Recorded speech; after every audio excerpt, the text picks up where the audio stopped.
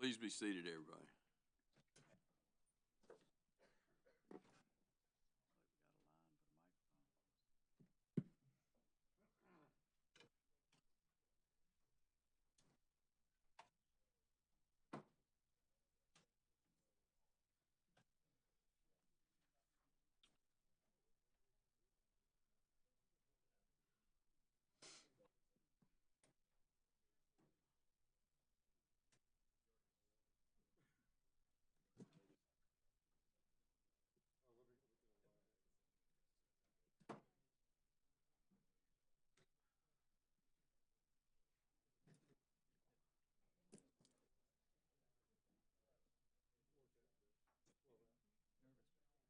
Oh, I'm sorry. I just wanted to get the staff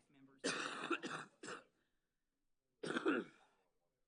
Okay, good morning, everyone. We're back into session. Let me just tell you, before we got all these surprises on scheduling, we're going to finish today by 2:30, 2:45, because we got some other things going on too. So we're going to go straight through with some breaks, and we'll get to everybody we can get to. So keep that in mind as you're up here talking.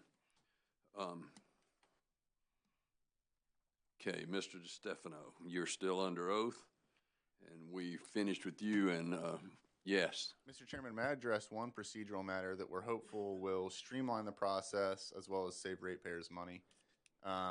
We've talked with the other parties, and from my understanding, no party would object to Mr. Garrett having filing his testimony under an affidavit and being dismissed, provided the commissioners have no questions for Mr. Garrett. So if that were a possibility, we could go ahead and dismiss Mr. Garrett, which would help to streamline the process as well as cut down on costs to ratepayers. So we thought we'd propose that at the outset. Okay. Now, I don't mean to spring that on y'all. No, that seems to be the thing today. We'll talk about it during the first break, and we'll get back to you on that. Thank you, Mr. Chairman. Thank you. Okay, Mr. Moore, we're still with you. Thank you, Mr. Commissioner, and I have pared down my cross-examination significantly. I really have. Thank you. Sir, pursuant to the Reg 103-541, there are not supposed to be any contracts for the operation of sewer services that aren't approved by the PSC. Do you have any other contracts that aren't approved by the PSC except the one with Clearwater? My understanding of that rule is that it pertains to the provision of water supply or sewer treatment. The company does supply and has continued to supply contracts for developer agreements and water treatment, bulk water contracts, bulk sewer treatment contracts pursuant to that rule. Well, it says no utility shall enter into a contract with anyone which would impact, pertain to, or affect said utility's fitness, willingness, or ability to provide sewerage service, including but not limited to collection or treatment of said wastewater, without first submitting said contract in form to the Commission and the ORS and obtaining approval by the Commission. I just want to know, do you have any other contracts except for Clearwater that would not be in compliance with that section? So I'm not aware of which contracts would be subject to that rule specifically that the company may have or may enter into in the future. I can say that for the Clearwater agreement, it was submitted during the course of this case, reviewed by ORS. The costs related to it and the costs that it replaced effectively for the company were reviewed by ORS. And again, that contract in net is saving customers money. Whether it is or not, one of the things we can agree to, it was not approved pursuant to SC Reg 103-541, correct? I'm not aware of it being submitted to the Commission. All right. Are you employed by Blue Granite? Yes. Now, we now know that Blue Granite is not the actual operator of this system. Can you tell me why Blue Granite decided it couldn't operate the system? I wasn't part of the decision-making process around that. That was my superiors who were part of that process. My understanding of it is the company was struggling to identify licensed operators and employ licensed operators to sufficiently serve customers in that system, and that Clearwater was able to provide those services on a contract basis. Well, can you tell me what the credentials were for Clearwater Solutions? What credentials did they have that would allow them to become the unpermitted operator of the Friars Gate system? Again, I'm a finance witness and not an operations witness, so I'm not aware of the specific certifications required, but I'm generally aware that the Clearwater, we have Clearwater licensed operators who cover all applicable rules under our permits to have licensed operators at our facilities. Sir, one of the things you're telling me then is the reason why you no longer are operating the system is because you weren't able to? The company had vacancies that weren't being filled or weren't able to be filled leading up to the discussions with Clearwater to utilize them as a contract operator. And again, even had those positions been filled internally, in net, this contract is saving customers money in this rate case. Whether it is or whether it's not, Blue Granite is supposed to be the operator. Today, do you have the capacity to actually operate this system? The company doesn't have employees. Again, Clearwater is effectively operating the system as our employees would in that area. I guess my question is this: if Clearwater is actually the operator, why are you needed? We are still the owners of the system. We're still beholden to the commission and to all of our other regulations pertaining to our service in that system, permits, DHEC, et cetera. That is still under our name and our responsibility. So we supervise their activity as we would supervise our own employees. So really, there are two operators out there, not one. You and Clearwater, right? Clearwater has employees running the day-to-day operations and maintenance activities of the system, and the company supervises their work. How is it possible for two operators to function as efficiently and cheaply as one? Again, the Clearwater operators are operating the system, and we are supervising their activities. Right. So basically, instead of having one operator, we have two. My question again is, how is it possible for two to operate as efficiently as one? Mr. Chairman, I would respectfully object to this line of questioning. It's just getting repetitive as an answer to this point. I'll sustain that. Thank you, sir. What was the selection process used in regard to Clearwater? I was not directly involved in that process. My understanding is that the company had experience with Clearwater providing contract operator work previously on a temporary basis, and in negotiations came to an agreement on a contract for this operating this system. Was it put out for competitive bidding? I'm not aware if it was put out for bid. What steps were taken by Blue Granite if it was going to turn the operations over to a third party? What steps were taken by Blue Granite to ensure that it was getting the lowest possible bid?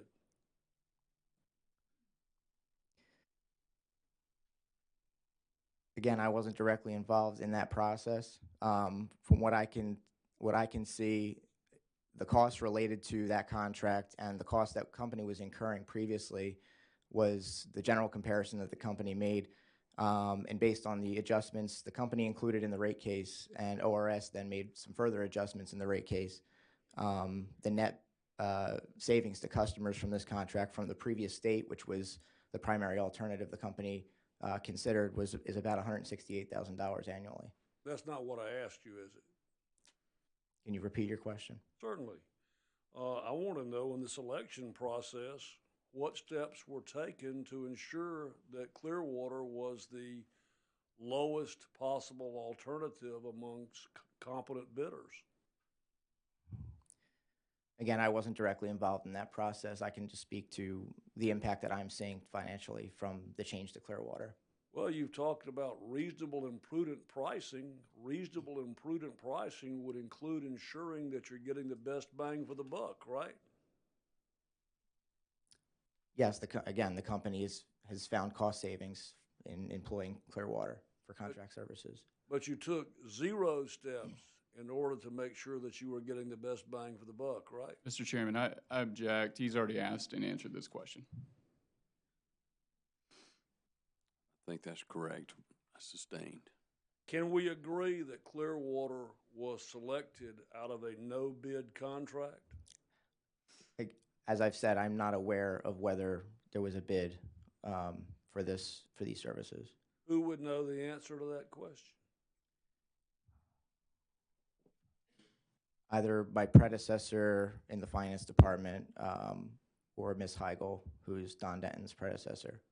And can you tell me what steps were taken by Blue Granite in order to ensure that the prices that were being charged by Clearwater were going to be reasonable and prudent? What steps did you take? I believe I answered that I wasn't involved in that analysis.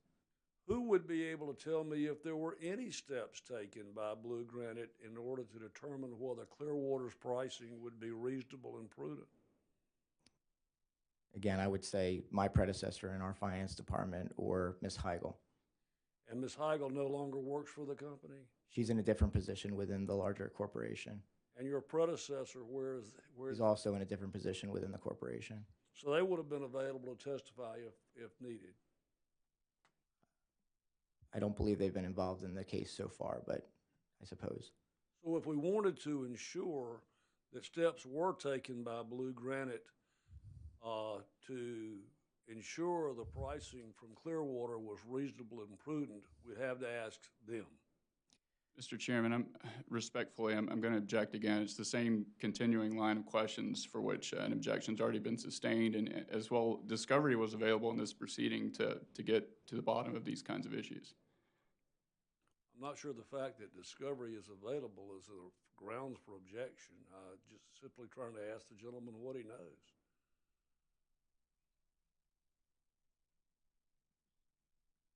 Okay. I'm going to sustain that objection. How much money do you pay each month to Clearwater for the operation of the Friars Gate system? I believe it's approximately $212,000 a month. That's not for just Friars Gate, though, is it? No, it's for our entire Midlands area, which covers 7,000 water and 6,000 sewer connections. And there are only 1,800 homes in the Friars Gate system, right? Subject to check, as we said yesterday. That means it's about 25%. So of the $200,000 that you're paying to Clearwater, about 50,000 of it would be attributable to Friars Gate? Not necessarily. We have, I believe, we have several dozen systems in the Midlands area, and as I said, there's also 7,000 water connections covered in the contract. What all does Clearwater do for whatever amount of money you're paying them in Friars Gate? They do everything that the company would do with its own employees as far as daily, they do meter readings, maintenance on the facilities, repair work, customer service follow-ups, with field orders. Again, all the daily activities that we would expect, testing and sampling, lab work, et cetera. Well, what do you do? The company supervises their work within the Midlands area. What does that mean? I'm not involved in that. That's an operations question. I'm just working on the financial side of things. You talked about what is reasonable and prudent in providing benefits to customers. What do you mean by those words? You talked about that yesterday. I believe I explained yesterday, reasonable and prudent is up to the commission to decide, but it's costs that are deemed to provide a benefit to customers.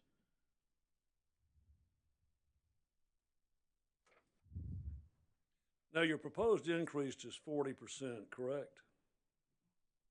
Can you be more specific? Well, you're charging about $60 a month and you want to go to 100, so you're seeking about a 40% increase, is that right? About a it's about a $35 per month increase. What percentage is that based upon what's being paid now? I believe it's a little more than 50%. So you're seeking a 50% rate increase. You've had two other increases in the last 5 years, correct? Correct, based on cost levels at that point and capital investment at that point. This case is covering everything that's changed since that last case. Cost increases through third-party providers primarily, increased depreciation rates, and $23+ million of capital investment. Well, let's talk about the how much the prior rates have been. How much the first rate increase you got was how many percent? I wasn't involved in the prior rate cases, so I can't speak to that. Actually, if the 40% or so rate increase requested now is approved, you would be talking about an approximate 80% price increase over 5 years, correct? I can't confirm that. Who would know that? I would have to look through our prior rate case results and calculate that. I see. Now, the past rates were approved based upon cost of operation, right? Cost of operation that could be readily supported and deemed reasonable and prudent. Cost of operations would include maintenance, right? Generally, yes. And the truth of the matter is, though, now the system is very non-maintained, right?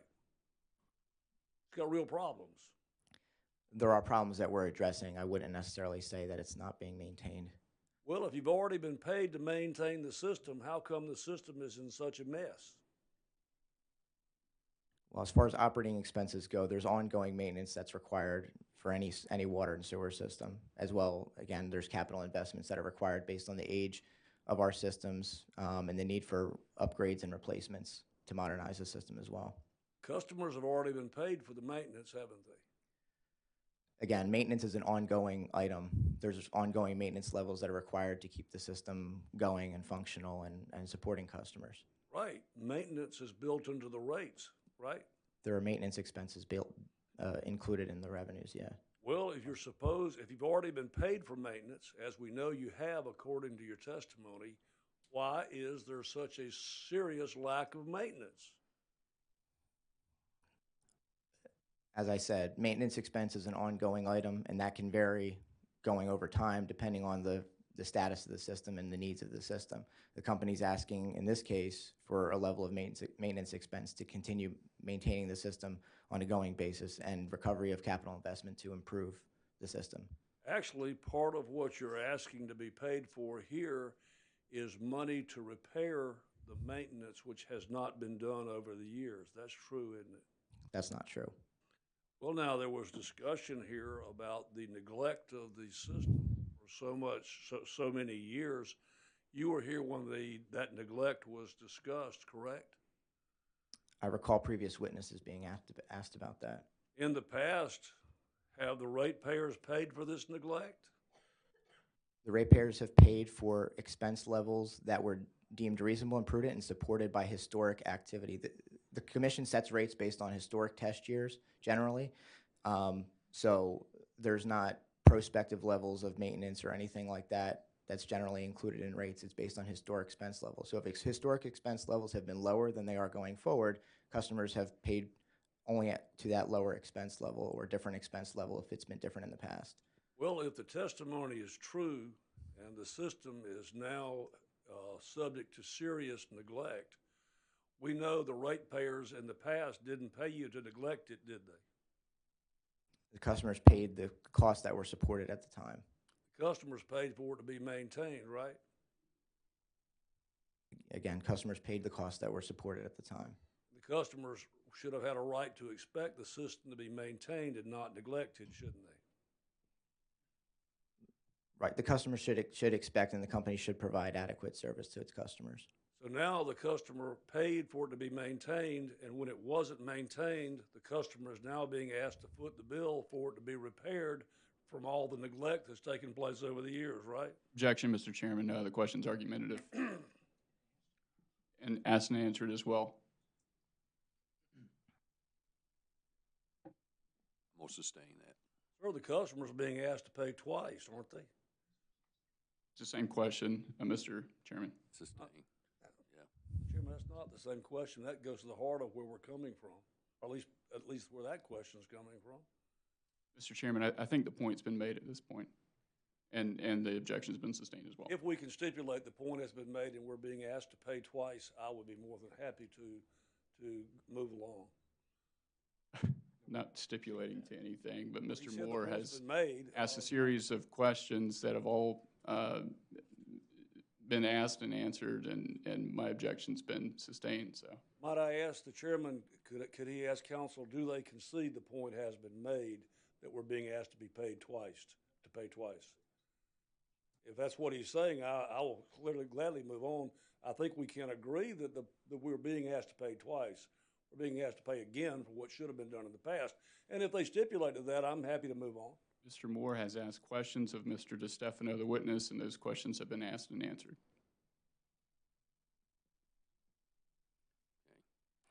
I think we have been asked and we have been answered. I don't think we're going to get a stipulation, but we do need to move on, Mr. Moore.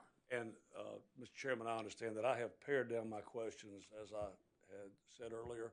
Mr. DeStefano, thank you so much for answering my question. Thank you, Mr. Moore. Thank you.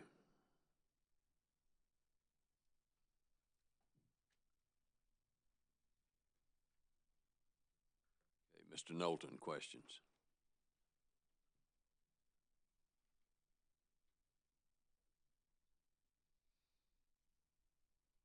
Thank you to the commission and to Mr. DeStefano. I realize that my questions are going to reflect a more personal, less legal stance, but as a customer of the company, I'm the one who's paying bills. We have heard multiple times in multiple rate cases the expression prudently incurred expenses. And as a finance man, I would like to know what your comment would be as to why it seems that everywhere Blue Granite goes, we have 2 to 3 times what other people are paying in the area. And I'm not exactly sure what you're referencing specifically as far as other cost levels or anything like that. But what I can say is the company's incurring costs as it is, and that's what's basically under scrutiny in this case, is the cost of service that we're providing to customers. And the company has been finding savings as where it can, especially with the new management team, and has baked a lot of that into this case so far. And will continue to look for cost savings to customers. How much of your prudently incurred expenses would you observe perhaps are due to the fact that regular maintenance has not been performed at all in my neighborhood? I can't speak to the history of the maintenance levels for specific subdivisions, so I'm not sure to what levels things have been maintained in the past. If you had lived in a neighborhood like mine where for 40 years not one bit of maintenance has been done except since the last rate case, an occasional flushing of the pipes, not on a regular schedule as promised, but some sporadic maintenance has been done finally 2 years ago since the last rate case because they were forced by the commission. What would your observation as a consumer be if you were in that position? Again, I can't confirm the level of maintenance that's been done in any specific subdivision historically. The cost that the company is looking to recover in this case is based on an ongoing level of maintenance. An ongoing level of maintenance that everybody says and the commission knows is far higher than other people are paying. I'm not sure what specifically you're comparing the level Okay. of maintenance to. So in prior public hearings, and perhaps you were not witnesses, we read testimony of people who have gone and compared the rates of other utilities, and it always costs a lot more for your company to do anything.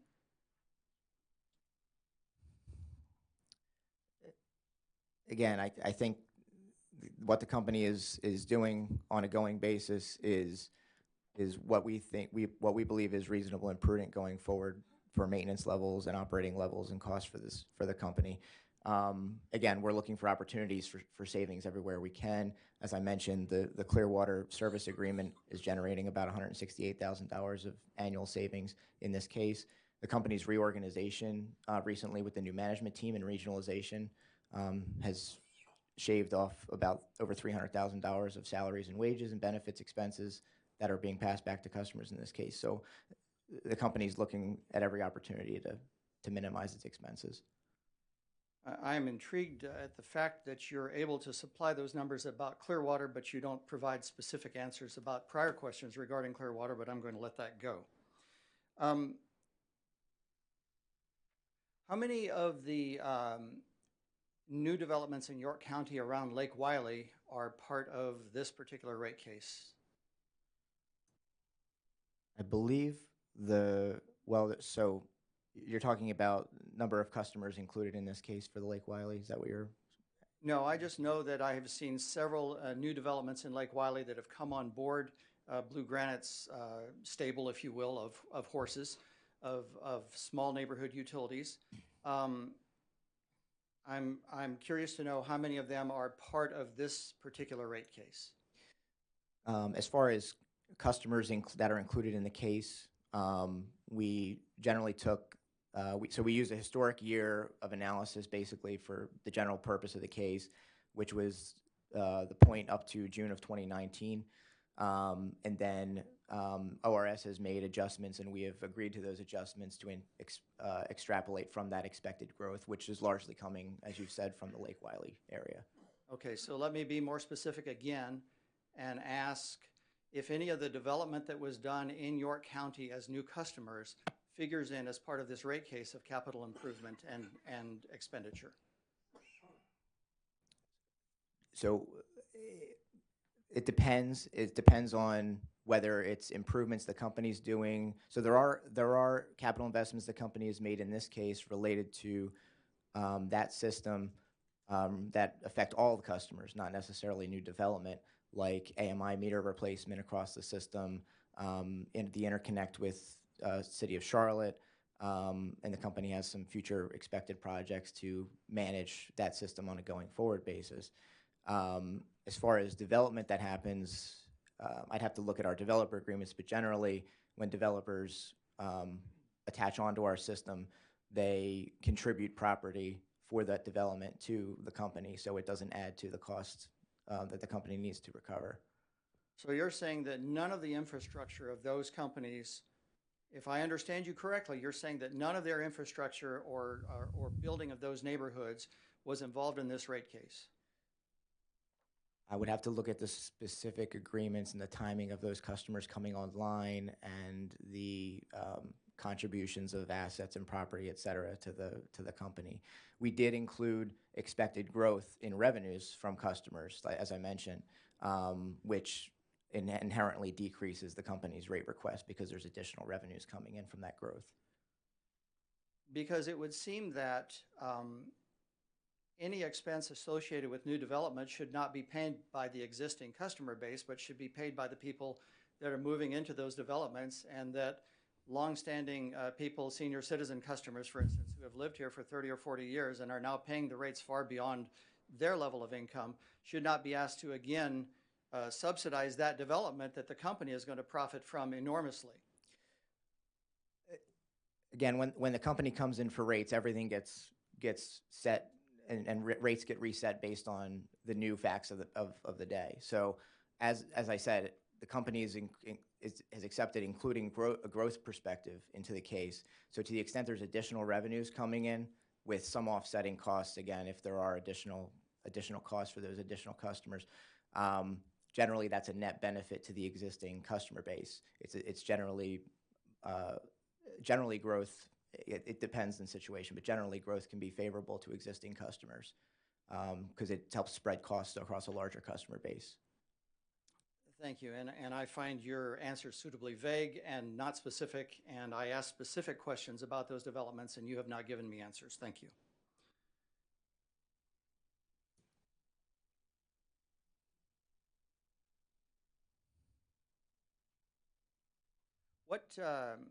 in your rate cases as a number man,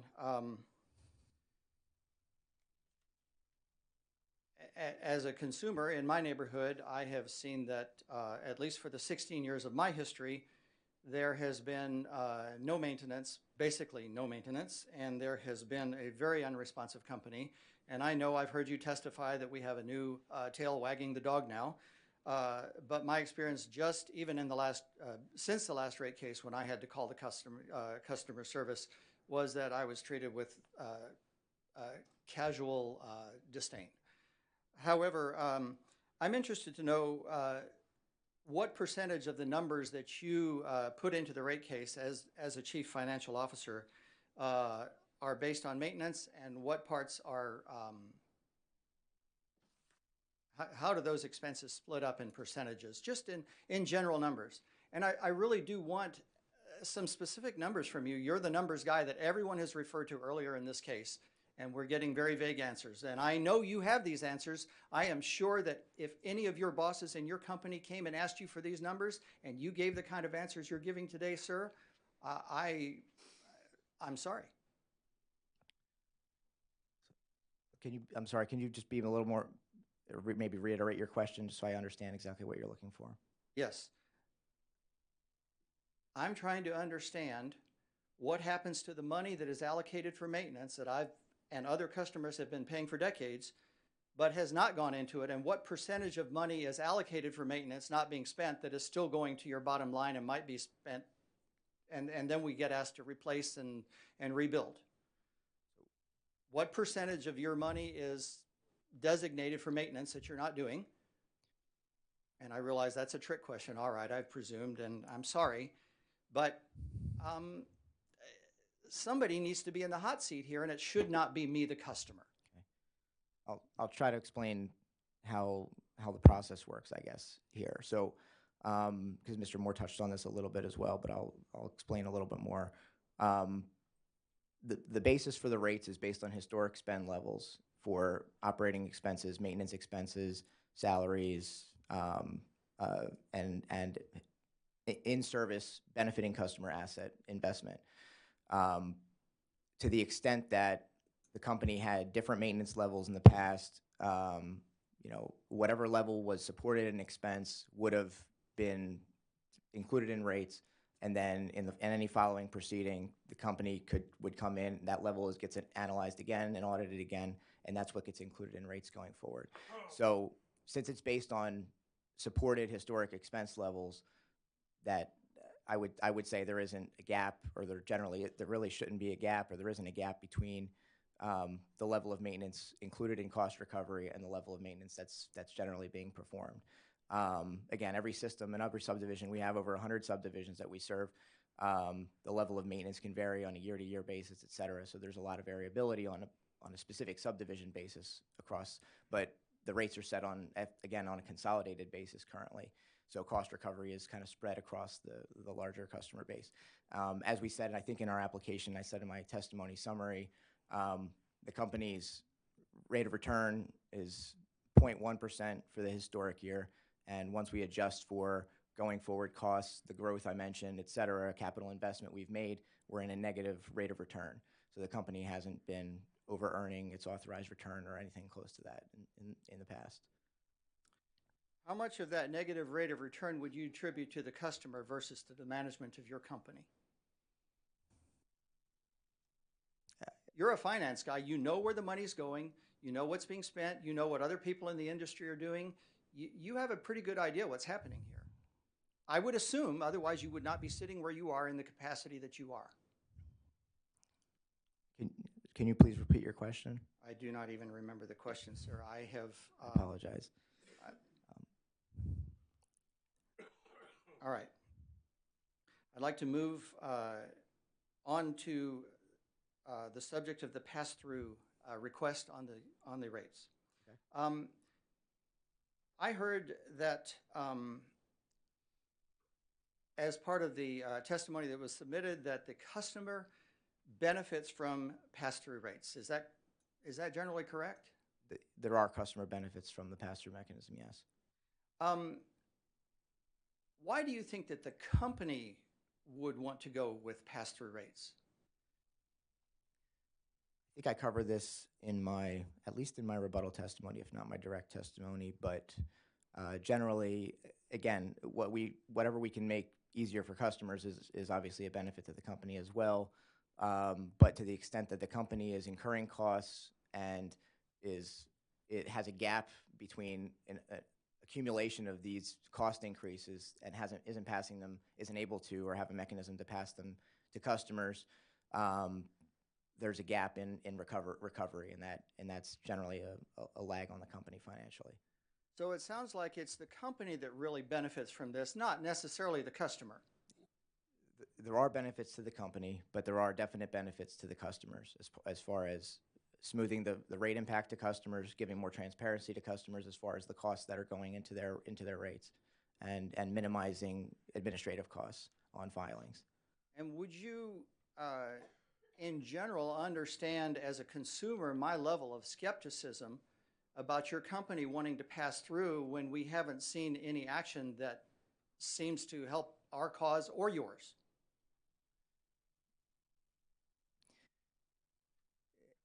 Again, the purpose of the mechanism, as I think I've said, is to focus on costs that are incurred by the company, that the company doesn't have control over, and the variances in those costs to pass them to customers as they change. I am going to accept that answer as a muted yes.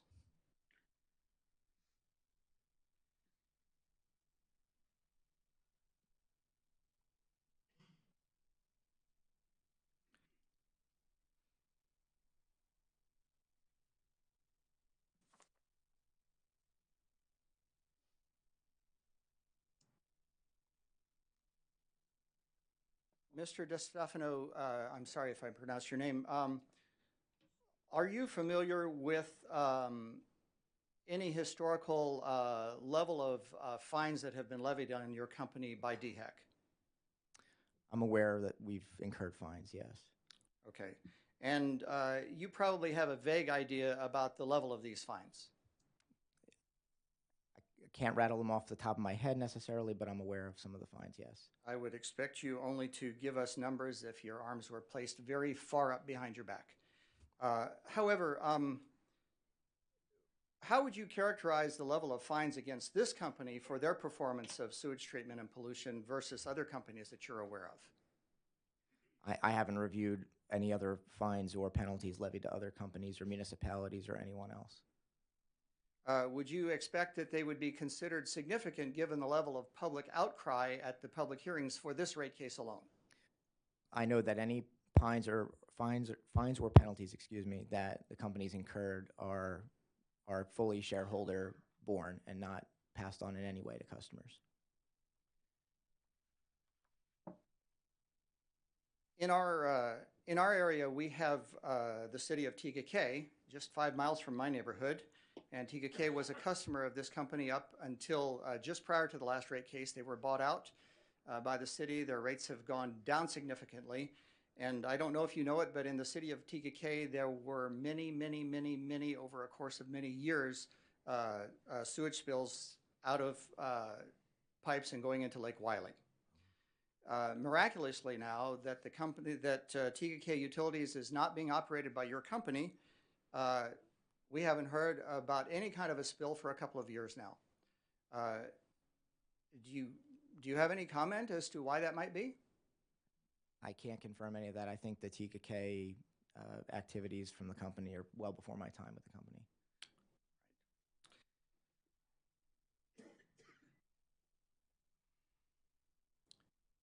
Thank you for your time, and my thanks to the commission as well. Thank you, sir. Thank you, Mr. Dover.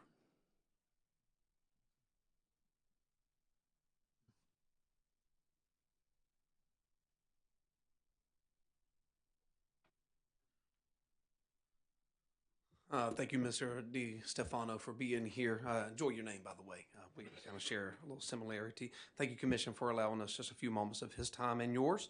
I want to talk to you a couple of things that hits me on a personal level as well. And like Mr. Knowlton, I can't speak on legalities. That is not my area of expertise. But definitely one of my areas of expertise is affordability, for the fact that my job, as in yours, is to make sure my house can take care of its bills.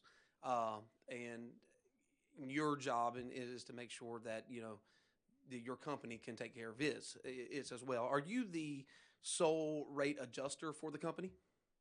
I'm the lead finance person with the company, so I generally am lead person involved in the rate filings. Okay, so when it comes time for rates, you help set the rates for what the customers are going to pay. Is that correct? I was the main person to prepare the case and the request to the commission. Okay.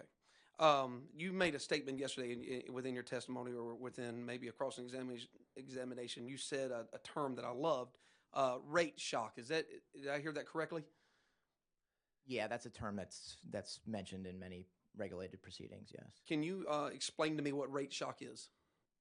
So rate shock would be, again, generally is a steep or spike in cost to customers. Okay, alrighty. Would you say a 50% increase is a rate shock? I think it's a subjective thing to some degree. I would say that had the pass-through mechanism that we proposed been in place, much of the increase, a good portion of this increase that we're requesting now, would have been able to been recovered piecemeal in prior time periods and wouldn't have caused the rate shock or the spike in rates, the 50% increase, say, for sewer that we're proposing in this case. Okay, and so as the past two interveners have mentioned, this is the third rate case that we are looking at in 5 years. I believe that's correct. Okay, and I don't know if it was actually determined in those. What is the percentage of rate increase? What if this were the pass in Blue Granite's favor? What percentage of rate increase would we have over 5 years? I would have to go back and look at the results of those cases. I wasn't involved in those cases directly. Okay. Let me ask you, let me go back on another question. You talked that Blue Granite is seeking to get some return in some negative finances. You guys have had negative finances over the past couple years. We've had low returns since our last rate case. That's true. What do you attribute those negative returns to? I would say largely would be the capital investment that we've been doing over the past 2 years, driven by our new management team and the priorities and focuses that we've been pushing forward and pushing out in the last several years, as well as the cost changes that we've had. And we've had some cost savings, but we've had some cost increases as well. A lot of it outside of our control that has caused us to come in today. Now, you've said you've been with the company about a year now. How long has the new management team been in place? It varies over time. I believe Ms. Heigl started right at the tail end of the last rate case, and then several other people have come on board since then. Okay, so we've had a negative return on the. Now, we're not investors; we're customers, and as customers, we're being told that what we're paying is not making the company money. But yet, when we look at our affordability, our price keeps going up. Our services don't change, and you guys are losing money. So I think there's some problematic things that need to be addressed that does not need to be passed down to us. Proxy studies. There are some proxy studies that were done to bring about this rate case. I mentioned when I cross-examined the other gentleman, I can't remember his name, but we talked about comparing apples to apples, oranges to oranges, things like that. Let me ask you this. You made the statement, the cross cost comparison.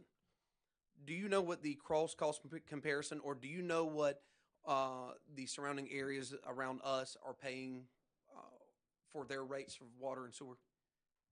I know it varies depending on the provider. I don't know off the top of my head all the specifics. I can say that to the extent there's municipal systems supplying, every utility is dealing with very different circumstances, how condensed their customer base is and their system is as opposed to spread out their system is, whether they're subject to property taxes, income taxes, or other regulatory costs and compliance type costs. Right. Now, going back to the idea of affordability on my end, I live in a neighborhood, and I've been blessed to be able to purchase a home. But at some point, I've got to sell this home. And my concern is that if this rate case passes in your guys' favor and our rates go up, in this case, almost 50%. Now, I know how much I make. I pay on a weekly basis or a monthly basis, and I'm a little higher because I've got 3 young kids in the house, and so we pay a little bit more. But we're looking at upwards of over $70 per month just for my household alone, okay? So if I go to sell my house and someone across town in Fort Mill, or they want to go into TGK, has the same size house, pay the same amount, would they more likely buy my house that's going to pay over $200 a month in utilities, or buy a house similar in size and pay 100% less, 50% less? And I don't know if I can address that hypothetical or speak specifically to the hypothetical, but generally the company is focused on managing the cost that it has in front of it and managing the system it has in front of it, and trying to minimize cost to customers. Okay, and so what we've heard is that you have not been able to manage what you've had so far. You're trying to pass more costs down to us, and in return, what it's going to do for us on an economic level, not only are we going to pay you more money, but we're going to lose value in our homes. Is essentially what could hypothetically happen. Is that correct? Again, that's a hypothetical. I'm not sure I can comment on that. But again, the company's put forth a case to try to recover prudently incurred costs to the extent the commission deems them prudent, reasonable, and prudent. Okay. Let me ask you this. What did we gain out of the last rate increase for a customer? Now, I've been in my neighborhood 5 years, so I've been in the last 2. I was not aware of the details until this last one. It kind of hit me a little more home. So what did we gain? What, as a customer, what did I gain out of the last rate case? For your development specifically, I don't know if I can speak specifically. Again, we have consolidated base rates. I believe you're in Foxwood development, which is in our service territory 2. So the service territory 2 customer groups, all the costs related to managing and supporting those systems get consolidated into single rates for that group. So any cost recovery in the last case would have been based on reasonable and prudent operating expenses at the time and capital investment up to that point. So my question to you on the affordability side, and in my opening statement, I talked about the morals and the morals of this.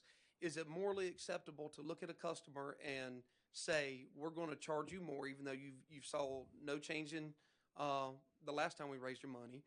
Is it morally acceptable to look at us and say, not only are we going to charge you more money, but you're probably going to lose some value in your home? Is it morally acceptable for this to go forward?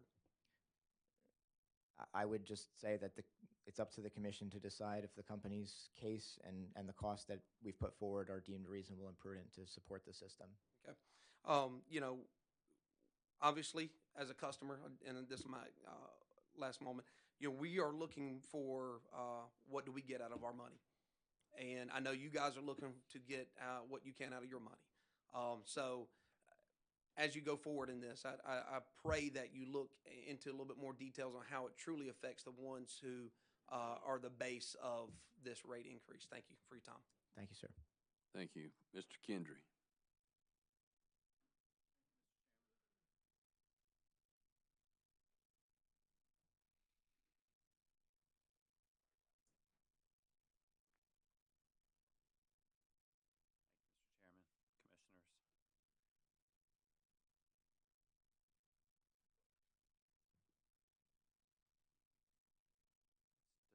Chairman, Commissioners. DeStefano, Stefano. either way, whatever works for you. Thank you so much. I want to go to page 13 of your rebuttal testimony where you're addressing the York County freeze, or I think you characterize it as a temporary suspension of water and sewer rates, and I'll wait till you get there. Said page 13? Yes.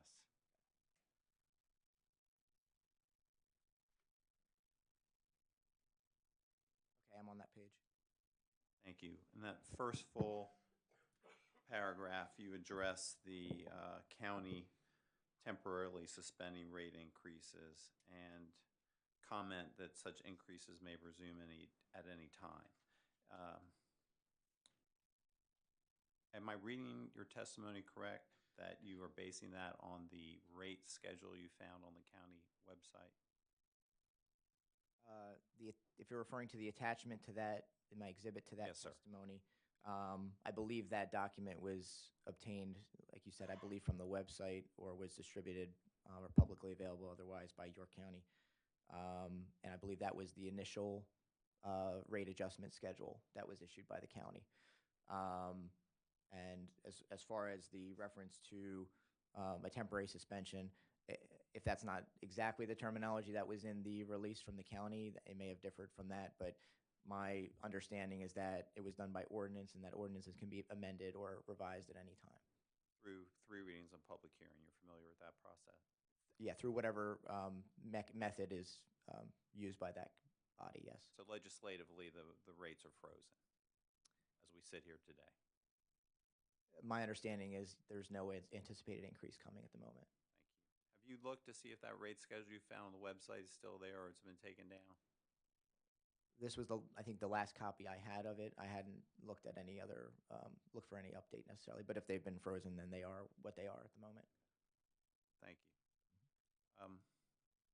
I hope I don't have to go through the hypothetical I asked Mr. Morgan yesterday, but were you able to hear my interchange with him about the hypothetical water suppliers that don't raise their rates in one service area and that do in another service area? And I asked him if there was any inequity, and he commented that he didn't see any inequity in that. Do you share that view?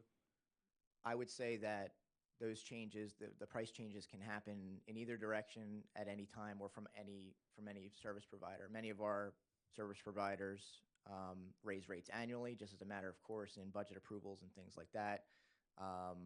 Again, York County has raised the rates on us for sewer service significantly, as mentioned in testimony, since the last case. If those rates had been passed through and we had a pass-through mechanism that was geographically defined or regionally specific, York County customers would have seen a significant increase, I would say, since the last rate case and into this rate case. Our consolidated rates that will come out of this case for Service Territory 1 for York County will smooth the impacts for York County amongst the other rate or service providers in Service Territory 1, thereby spreading costs no matter where the service provider is coming from and customer base is coming from in that service territory. So the York County customers, I believe, have benefited from the consolidated rates since the last rate case. I read that in your testimony, and I appreciate that. But in the limited context of a water rate freeze on one side and a water rate continual increase on the other supplier side, does that present an inherent inequity? Was my question to Mr. Morgan. And I think the way consolidated rate setting works is rate adjustments or the drivers for rate adjustments can happen from any point at any time. For example, we've invested a lot of asset investment into York County as well as Friars Gate and other systems, and the consolidated rates will smooth the impacts for those directly benefited customers. And then somewhere down the line, we will invest in other systems in those service territories, and it will kind of, again, rebalance out. So over time, looking at it on the longer time scale, the consolidated rates do smooth the impacts out to customers. Can you tell the commission what the issues before the court were in the case you cite in your testimony, City of Pittsburgh versus Pennsylvania Public Utility Commission? It's footnote 12. Can you tell the commission what the question before the court, not what your quotation from the decision was, but what were the essential questions before the court in that case?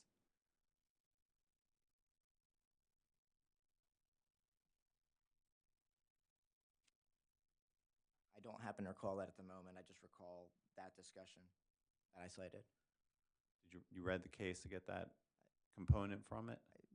I'm vaguely familiar with it, but I did draw that piece of language out of that comment. So would it surprise you that the issue before the court was whether there was a discriminatory effect upon the consolidated rate application when one side of the Pittsburgh area was subsidizing the rates in another, very similar to the hypothetical I presented to you and Mr. Morgan? I'm not familiar with the specifics of that discussion.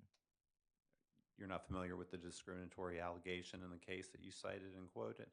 I quoted that one piece, and was looking at the context of that consideration, single tariff pricing. So with single tariff pricing, are there any cases in South Carolina addressing single tariff pricing? In our 2015 rate case in front of the commission, we've had, was a consolidation of our four pre-existing companies. And it was cited by the commission and ORS that consolidated pricing was a benefit to customers. Consolidated pricing, but single rate tariff? Single tariff can sometimes be used interchangeably with consolidated right? rates. And the other concern expressed in the Pennsylvania case was a subsidization, so one side subsidizing the other. And that's why they reached the claim of discrimination. So discrimination do you know whether the court found there could never be discrimination? I don't recall what the result of that case was, no. You commented about the rate freeze, and I think you testified yesterday about it being a geographic application, and maybe in your testimony you call it a multi-zone concern, that you took issue with ORS in York County asking to consider the rate freeze, and commented that the multi-zone application would cause an administrative burden on the company. If you're referring to my comments on page 15, I see what you're referencing. Yes, I am. Thank you. So does that hold true? Is that one of the problems if we asked you to consider the rate freeze as a variable, that would be problematic from an administrative standpoint? I wouldn't say a rate freeze would be problematic. But again, since we're dealing with 40 or so subdivisions served by multiple service providers, there's, at any point we can have changes or anything from any of our service providers. So managing those on a one-to-one basis between cases, as was done before the 2015 consolidated case, we were constantly updating the rates to customers as new charges and new rates came in, and it was a moving target situation that just was untenable from a billing and customer understanding standpoint. So going back to some degree of that, of introducing individual system-specific rate adjustments, and then inevitably, again, assuming consolidated rates is still the direction of the commission, that we would move back in a base rate case to consolidated rates. So for example, in York County, the last several years, they've had rate increases that have been higher than our other service providers for that service territory. Those customers would have borne in that scenario those rate increases. And then in consolidated rates, the rates would have maybe even decreased, notwithstanding all the other moving parts in a rate case. So it doesn't give customers an appropriate understanding of what's driving the consolidated rate structure. I think some of the commentary, at least some of the case law, talks about the ability to decide when and where you're going to do your capital improvements that might affect the service areas.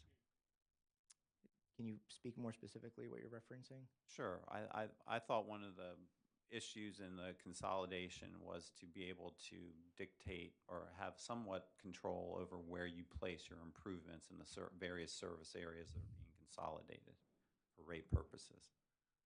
I don't know if I would characterize it as dictating based on service areas or anything.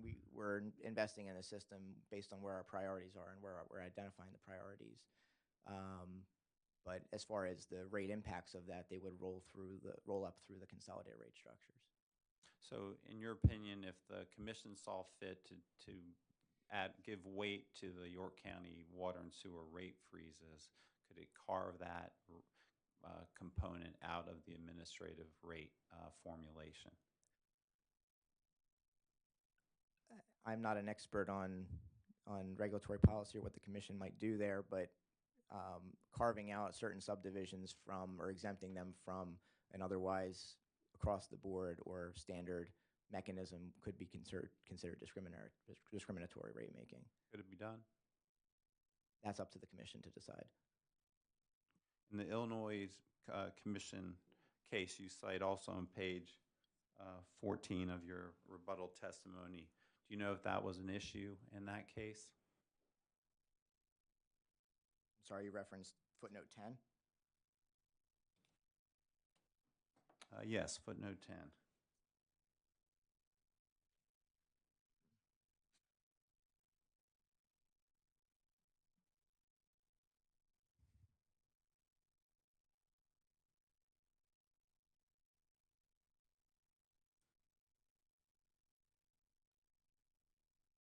Right, I see the reference you're talking about. I'm sorry, can you repeat your question? Sure. related to Do you that? know if carving out of a rate freeze was a component of that commission decision in the Illinois Rate Commission case you cite in footnote 10? I'm not aware of the specific granular impacts of that case, the downstream impacts of that case. Would it surprise you if they carved out a subdivision where there was a rate freeze?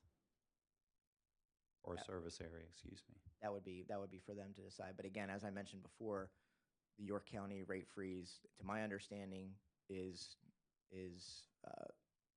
would still be subject to the potential for amendment or revision. With 3 readings in the public hearing. Correct, but it can be done. Last question. Do you know, well, I have a couple more, I apologize, but I'll be quick, Mr. Chairman. Do you know roughly the number of customers you have in York County? Rough estimate around 4,500. In the Lake Wiley area? Correct. And then how about on the eastern side of the county? Do you know how many service areas there are there? I'd have to go through our records and confirm. We do have a lot of subdivisions in that general vicinity. And do you have a number on the, how about the neighborhoods? Do you have any that come to mind? I'd have to go back to our records Okay. on that. All right. Apologize. Thank you. Thank you.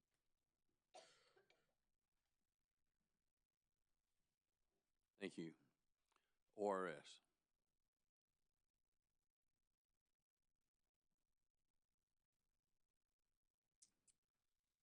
Thank you, Mr. Chairman. Good morning, Mr. DiStefano. Morning.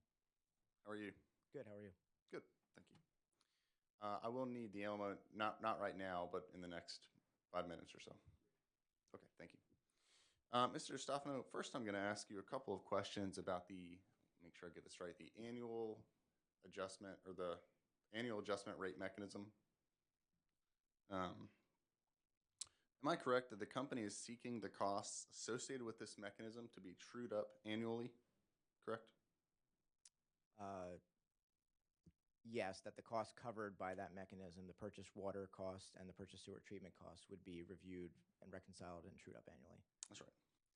And I'm correct that this true up, as you've coined it, impacts customers' rates, correct? It would, yes. It's a new charge for the customer, correct? If we get rate increases from our vendors, then it would be a rate increase to customers. Okay. And so the annual true up would set the price of what you're calling the pass-through, correct? The drivers or the implications of the rate changes would drive the rate adjustment to customers. So the annual true up would fix the price corresponding to what you call the pass-through, correct? That would be the changes in cost would be the basis for the rate change to customers. Okay. And you would agree with me, would you not, that as a regulated entity, Blue Granite is required to seek commission approval prior to the charging of these rates, correct? And the company has included a process in my testimony for filing and approval and review by ORS. That's right, but I think you mentioned yesterday in your summary that prior to those rates going into effect, as a regulated entity, the commission would need to approve it, correct? My understanding is that that would be required, yes. Okay, Mr. DiStefano, excuse me. Am I correct that the annual rate adjustment mechanism as proposed by the company's application did not contain provisions allowing for notice and hearing? I don't believe we specifically addressed that in the application. However, we did address that through at least direct testimony, if not rebuttal testimony. That's right. And Mr. DiStefano, DiStefano, are you familiar with the ORS motion for partial summary judgment filed in this case? Yes, I'm familiar with that. Can I get the Elmo, please?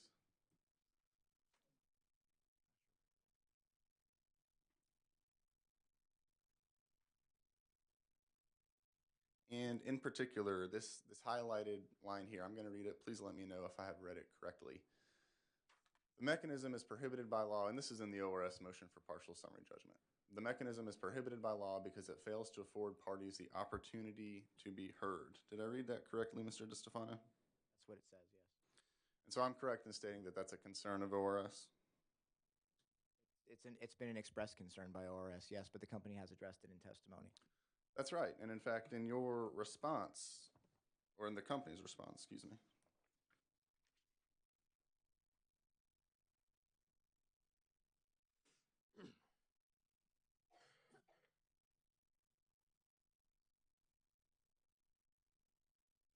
this is the company's response to the ORS motion for partial summary judgment. Mr. DiStefano, could you read that highlighted section, please? The company is amenable to including notice and an opportunity for a hearing as part of the pass-through mechanism procedures if the commission believes that it is appropriate. Thank you. And subsequent to this, in the filing of your direct, ORS filed this letter.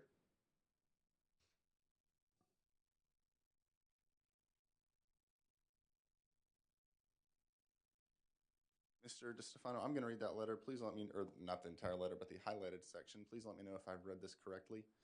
The company has confirmed with ORS that if the Public Service Commission of South Carolina believes it to be appropriate, the company is open to providing notice and the opportunity for hearing in the annual mechanism proceedings, and that the new rates will only go into effect upon a commission order. Did I read that correctly, Mr. DiStefano?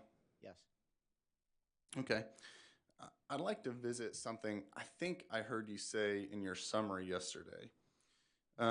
Did you mention in your summary that the hearing that that the company is proposing would only be, and correct me if I'm wrong, but I think you said mathematical in nature? Bear with me a second while I find Sure, sure.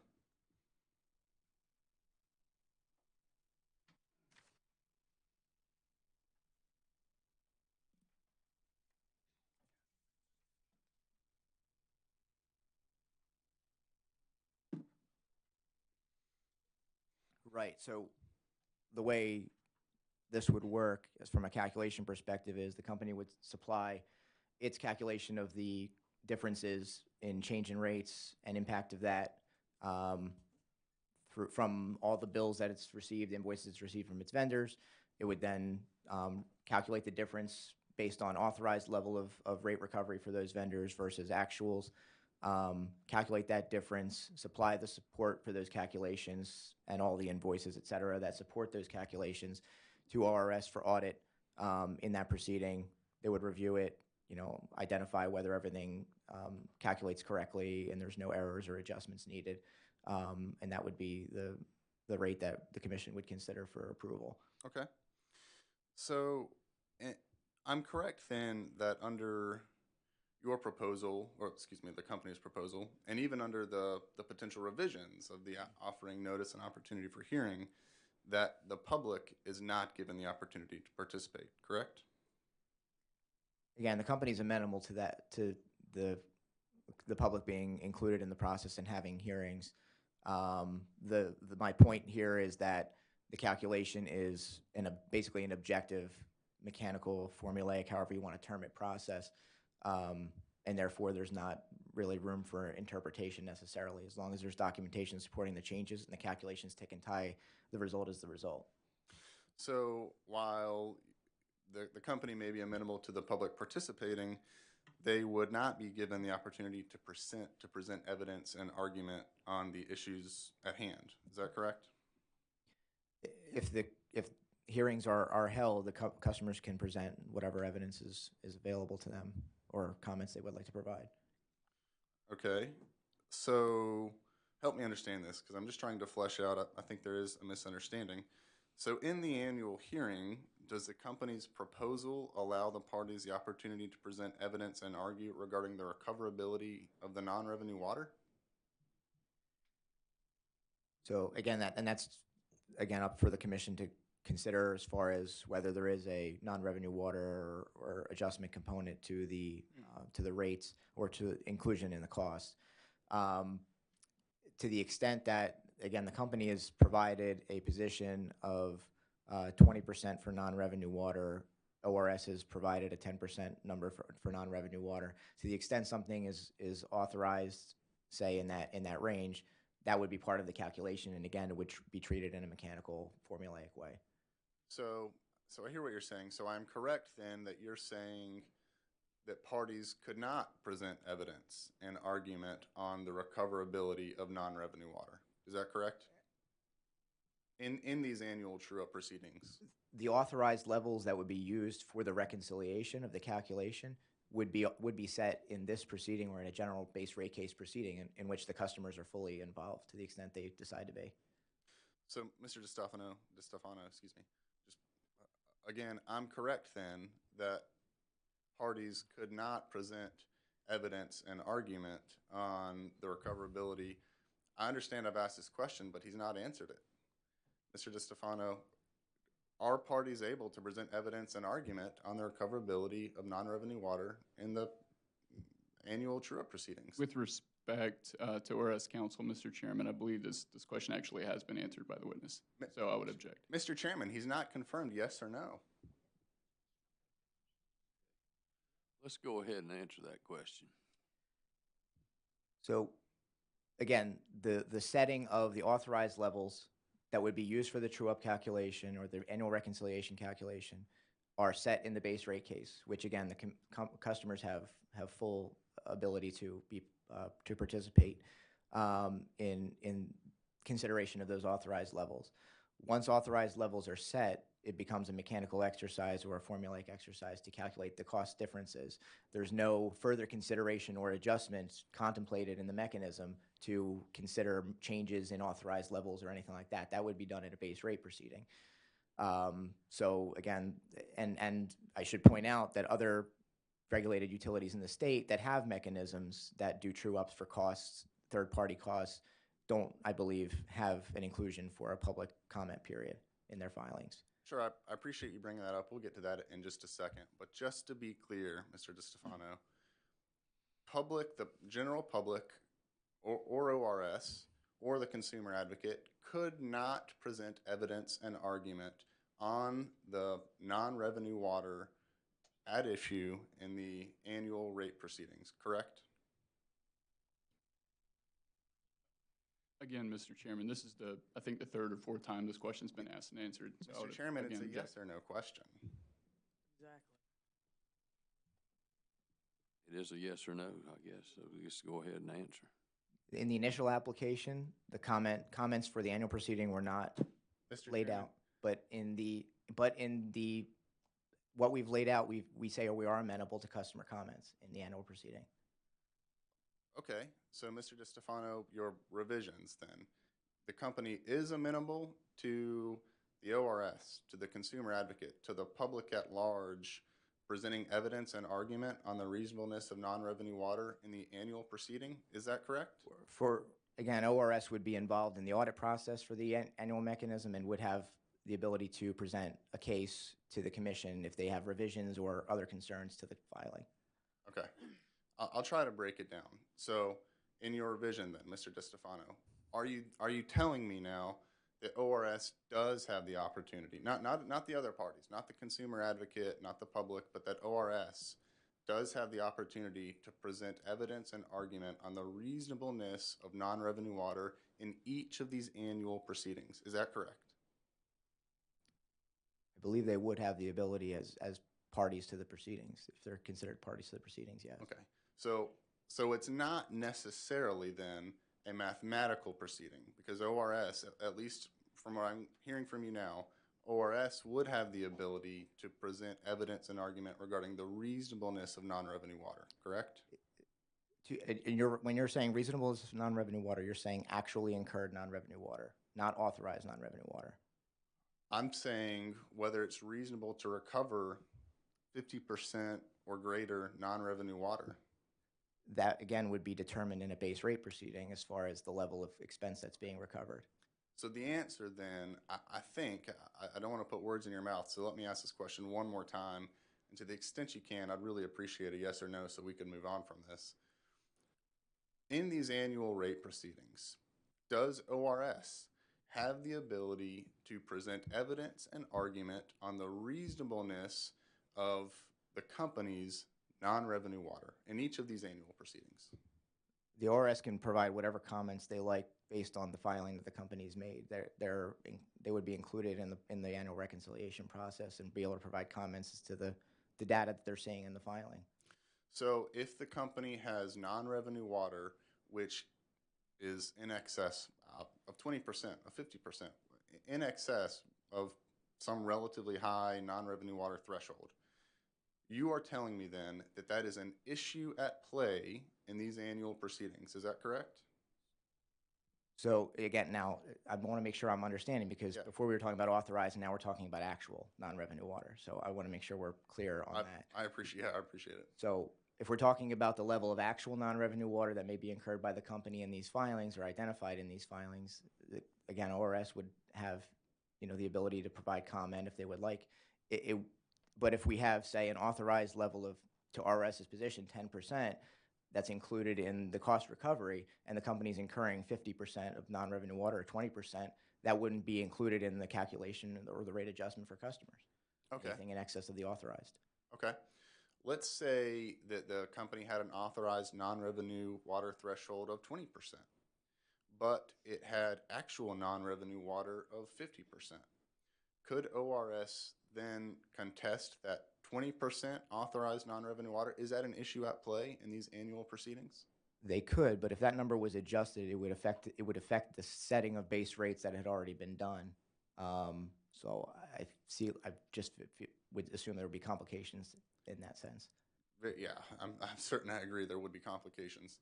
Mr. DiStefano, could the public be involved and present evidence and argument on the reasonableness of the threshold which the company is utilizing in these annual pass-through mechanisms? The threshold, again, would be set in the base rate proceeding process, and the company would be held to that for cost recovery. So, Mr. Chairman, may I ask, Mr. Irvin. could you just simply answer the question? We really would appreciate a yes or a no. I think it's more It's not more complicated. Okay. He asked you, did the public get to participate? You answer yes or no. That's all we want. If you can't, then we're wasting our time. Yes, thank you, Commissioner. I'm sorry, can you please repeat the question? Sure, and to the extent possible to speed things up, I'll include ORS, the consumer advocate, the public at large, all in one question. Can these parties, the ORS, the consumer advocate, the public at large, can we participate in these annual proceedings and present evidence and argument on the reasonableness of whatever threshold the company is utilizing regarding its non-revenue water? I believe I said that, yes, there can be comments presented based on the reasonableness of the threshold, but the threshold would be set in the base rate case and not in the annual proceeding. So is the threshold an issue in these annual proceedings? It can be commented upon, but to the extent that it is to be revised, that would be, I believe, something to be considered in a base rate proceeding. Okay, so let me state it this way. So the non-revenue water threshold, while it can be commented upon, is not an issue under your proposal on which parties may present evidence and argument, correct? In our revised comments on this, in I believe my rebuttal testimony, forgive me if I speak incorrectly on that, we've said that we are amenable to there being comments, a comment period or comment or hearings or whatever is deemed reasonable by the commission during the annual proceedings. And that can cover any topic, relevant to what's in the case, in that proceeding. Mr. Chairman, I'm not sure how more plainly I can say it. No, Mr. Chairman. No, we need for everybody in the audience to be quiet. I hate to drop it, to be frank, because the witness hasn't answered the question yes or no. That being said, clearly I'm getting the same answer. I'm not sure, and maybe I apologize sincerely if I'm not understanding exactly what you're trying to ask, but I'm trying to answer the question. Sure. So I think rather than an explanation of this idea that parties can present comments, because I hear what you're saying, I would like just a yes or a no to the yes or no question. And I believe I've said that parties can submit comments, or there would be a comment period under the company's amended proposal for this mechanism. Okay, so parties can present comments, but I am correct when I state that under the company's proposal, parties cannot submit evidence and argue the issue of whether this threshold that the company's utilized in this annual mechanism is reasonable. I believe I've answered that. If I haven't said it clearly, no, that would be something that would be considered in a base rate proceeding. Okay. Thank you, Mr. DiStefano. Yes, thank you. Mr. And I apologize. I think I consistently mispronounce your Call name. me whatever you like. It's not an. I know you're talking to me. Yeah. Mr. DiStefano, when the company has non-revenue water on its system, it's the entity in the position to fix the water loss that occurs, correct? Generally, yes. And the company has relatively significant non-revenue water loss on some of its systems, correct? Depend on how you define significant, but we have higher non-revenue water in certain systems than others, yes. Sure, that's fair.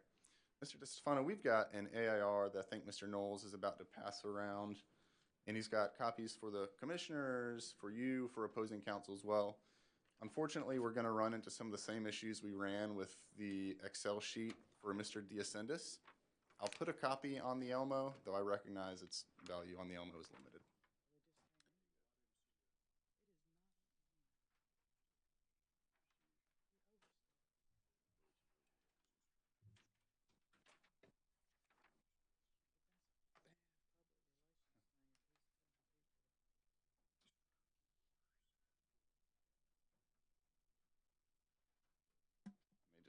I may just leave it there. Mr. DiStefano, do you recognize this?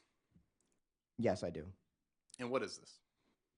This is a summary of the different purchase water systems that we have, the vendors serving those systems, a relatively up-to-date through November calculation of water loss and price out of that water loss, and then some additional comments. Okay, thank you. I've highlighted a few systems on the sheet. Do you see those? Yes. I'll mention just a few of these. Mr. DiStefano, do you see, I think Peachtree Acres is at the top. Do you see that one? Yes. And what is the water loss, at least at the time this data was provided, that was occurring? It shows 49%. And do you see Hidden Lakes? Yes. And what is its water loss? 36%. And do you see Hill and Dale? Yes. And what's its water loss? 53%. And I think the last one I highlighted. Do you see Surfside Heights? Yes. And what is its water loss? Shows negative 131%. Negative 131%, is that correct? That's what it shows. Okay.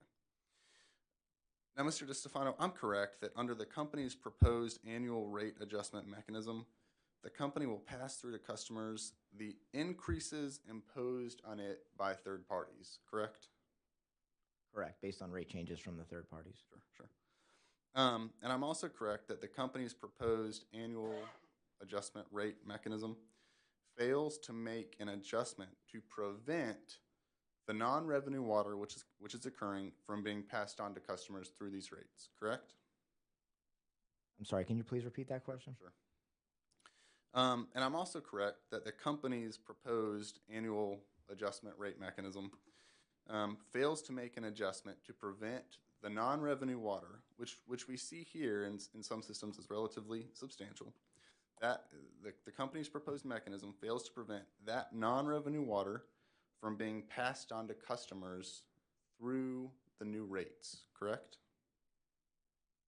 The company's proposal does not include a water loss threshold component, although certainly the commission could impose one, whatever's deemed reasonable for water loss generally can be applied to the calculation. Sure. But the company has not proposed some sort of discount to account for the non-revenue water onto customers, correct? We did, I believe, in Mr. Mendenhall's rebuttal testimony say that should the commission decide on implementing a water loss threshold, across-the-board water loss threshold in this case, that 20% would be reasonable. You did mention 20%. Is that the company's proposal? That's the company's proposal in this case, should the commission decide to use an across-the-board threshold. Okay. Okay, Mr. DiStefano, I'm gonna switch gears a little bit to the Storm Reserve Fund. Sure. Mr. DiStefano, I'm correct that the average 10-year storm damage experienced by the company after removing the highest and lowest 2 years is $28,321, correct? I believe that was in Mr. Bickley's testimony, yes. That's right. And I'm correct that I think it's in your rebuttal, the 5-year average is $42,493.62, correct? Subject to check, yeah, that sounds right. And additionally, I'm correct that excluding Hurricanes Florence and Michael, for which the company sought deferral accounting treatment, the company has not exceeded $54,716.21 for storm damage in any given year over the last 10 years, correct? Absent the 2 deferral accounting requests in the last 4 years, no. No, that's not correct? No, you're correct that we haven't exceeded that number absent those 2 deferral requests. Okay. And the company in this case is seeking $200,000 in storm damage reserve fund to be paid by customers, correct? That is the level that we're proposing, yes. Okay. And the creation of the storm reserve fund would result in the addition, for customers who have both sewer and water service, the addition of an extra $1.06 added to their bills. Is that correct? Approximately, yes. Okay. And that would be, again, a temporary charge just to populate the fund. It would not be an ongoing charge. Okay. Temporary charge until the $200,000 was reached. Correct. And then once it was dipped below that, the charge would bump back on until it was reached again, correct? That generally, yes, correct. Okay. I'm going to put one more thing upon the Elmo, and my questions are nearly done, Mr. Chairman. And this one is readable on the Elmo.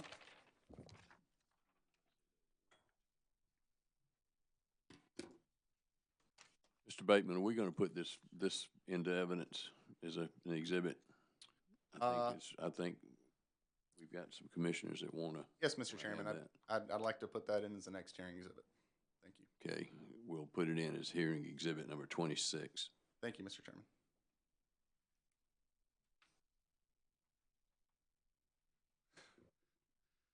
Okay, Mr. DiStefano, do you recognize what I have just put on the Elmo and I think what Mr. Knowles handed to you a second ago? I see the document, yes. Do you recognize it? Yes. Okay. Is it your response to ORS request number 40? Yes. And is question 3A discussing the Storm Reserve Fund? Yes. And I will read the question posed in 3A if you don't mind reading the highlighted answer that I believe you gave on the subsequent page. Regarding the company's proposed Storm Reserve Fund, please answer the following. If the fund were approved, would the fund be held in an account that can accrue interest? Response. Funds would be held in existing bank accounts managed by the WSC and utilized by the company for customer collections and vendor payment. These accounts do not accrue interest. Oh, thank you. Yes. Thank you, Mr. DiStefano. Can you clarify who WSC is? That would be Water Service Corporation. And I'm correct that they are not an entity regulated by this commission, correct? They're our primary shared services support group. So this commission does not regulate them, correct? Not directly, no. Do they indirectly regulate them? We have costs from their operating and supporting of the company that are pushed down and included for cost recovery in the case. Does this commission have any say over how WSC recovers costs? How WSC recovers costs, not Blue Granite? So the WSC costs, and this goes back decades. WSC has been the support organization for Blue Granite and its predecessors for decades, and those costs get pushed down across all the different affiliates that are served by WSC or supported by WSC. So those costs have been included in rate filings and considered like any other cost Blue Granite puts forth in a rate filing. Sure. So I think we've established that this commission regulates Blue Granite, but the commission does not regulate WSC, correct? Correct. Thank you. Mr. DiStefano, if the commission approves this fund, am I correct when I state that Blue Granite would not hold or manage the account in which the funds are stored? Blue Granite would track the activity based on the data going through the billing system, and the expenses incurred, offsetting that fund as they would accumulate, and would manage the application or implementation of the charge, turning off the charge when the fund is reached, et cetera. So we would track the activity for the fund locally, but the actual activity, the transaction, so to speak, would flow through support services cash accounts. Okay.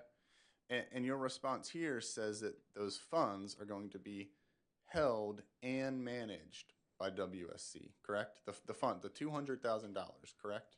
So WSC manages all the cash accounts for the Corix regulated utilities affiliates. So it would be treated similarly to all of our other cash activities. Okay, so the $200,000 would be held in a bank account and managed by WSC, correct? It would be managed amongst the other funds of the company. Would it be commingled with the other funds of the company? Effectively, yes.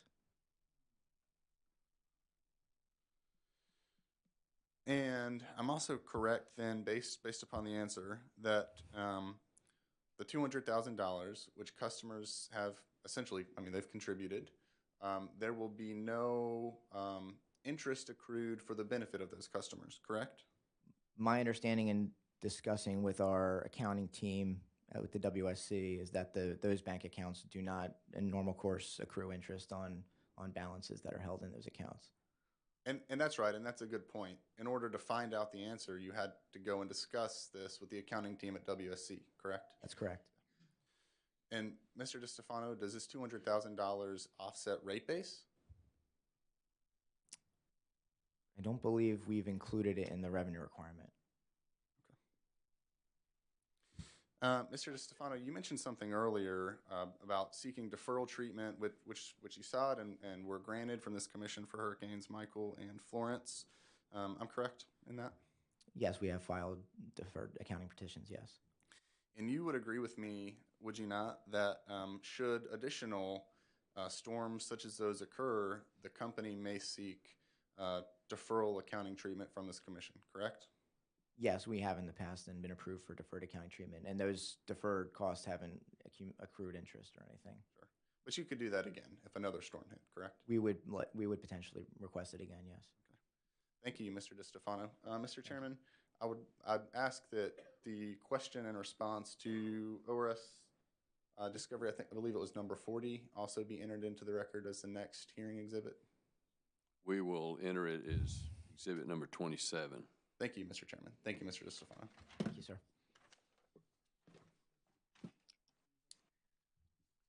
Okay, before we get to commissioner questions, we're going to take a 10-minute break.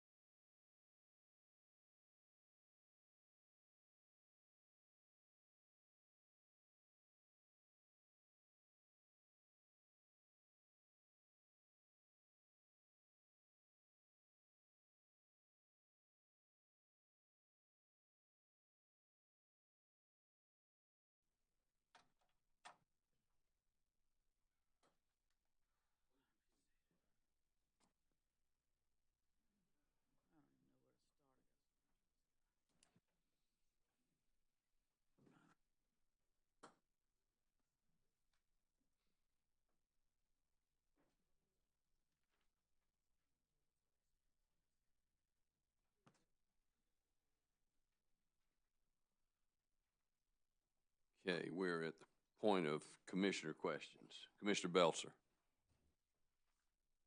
Good morning. Good morning. I'm looking at your rebuttal testimony on page 18, please. And on page, line 12, Yes. you state the company's current deferral process identifies the variance due to the impact of rate changes from third-party vendors from actual invoices received, which reflect actual cost incurred. Please explain to me what you mean by identifies the variance due. So basically, the simplest way to explain it is we reprice the invoice based on the levels of rates that were authorized in the last case. So we look at for each individual invoice, which covers the individual interconnection for whatever system it is. Let me just interrupt. When you say invoice, you're talking about the invoice from the third-party provider. That's correct. Okay. So we'll look at that invoice, we'll take the quantities, the size meter, and the different cost components in that invoice, and price it out, or it's, all right, I guess it's effectively already priced out at the current prices, and then compare that to pricing out those same billing determinants into the previously included in the last rate case prices, and whatever that cost differential is what we defer. And then on lines, on line 19, you use the phrase, or state, these mechanisms in the truest regulatory rate-making sense allow for a recovery of operating expenses on a dollar-for-dollar basis. Can you explain that line to me? Yeah, so when I'm talking about a dollar-for-dollar, a no markup basis, I'm saying O&M is a return of, not a return on situation. So in that kind of standard rate-making concept situation, we're recovering the dollar difference between what was effectively authorized in rates for that activity that we had with that vendor from the previous rates in the last rate case to the rates now. So whatever that cost differential is what we're deferring, but at the end of the day, we're made whole for the total invoice effectively. When you say at the end of the day, because of the deferred amount versus what's being charged to the ratepayer.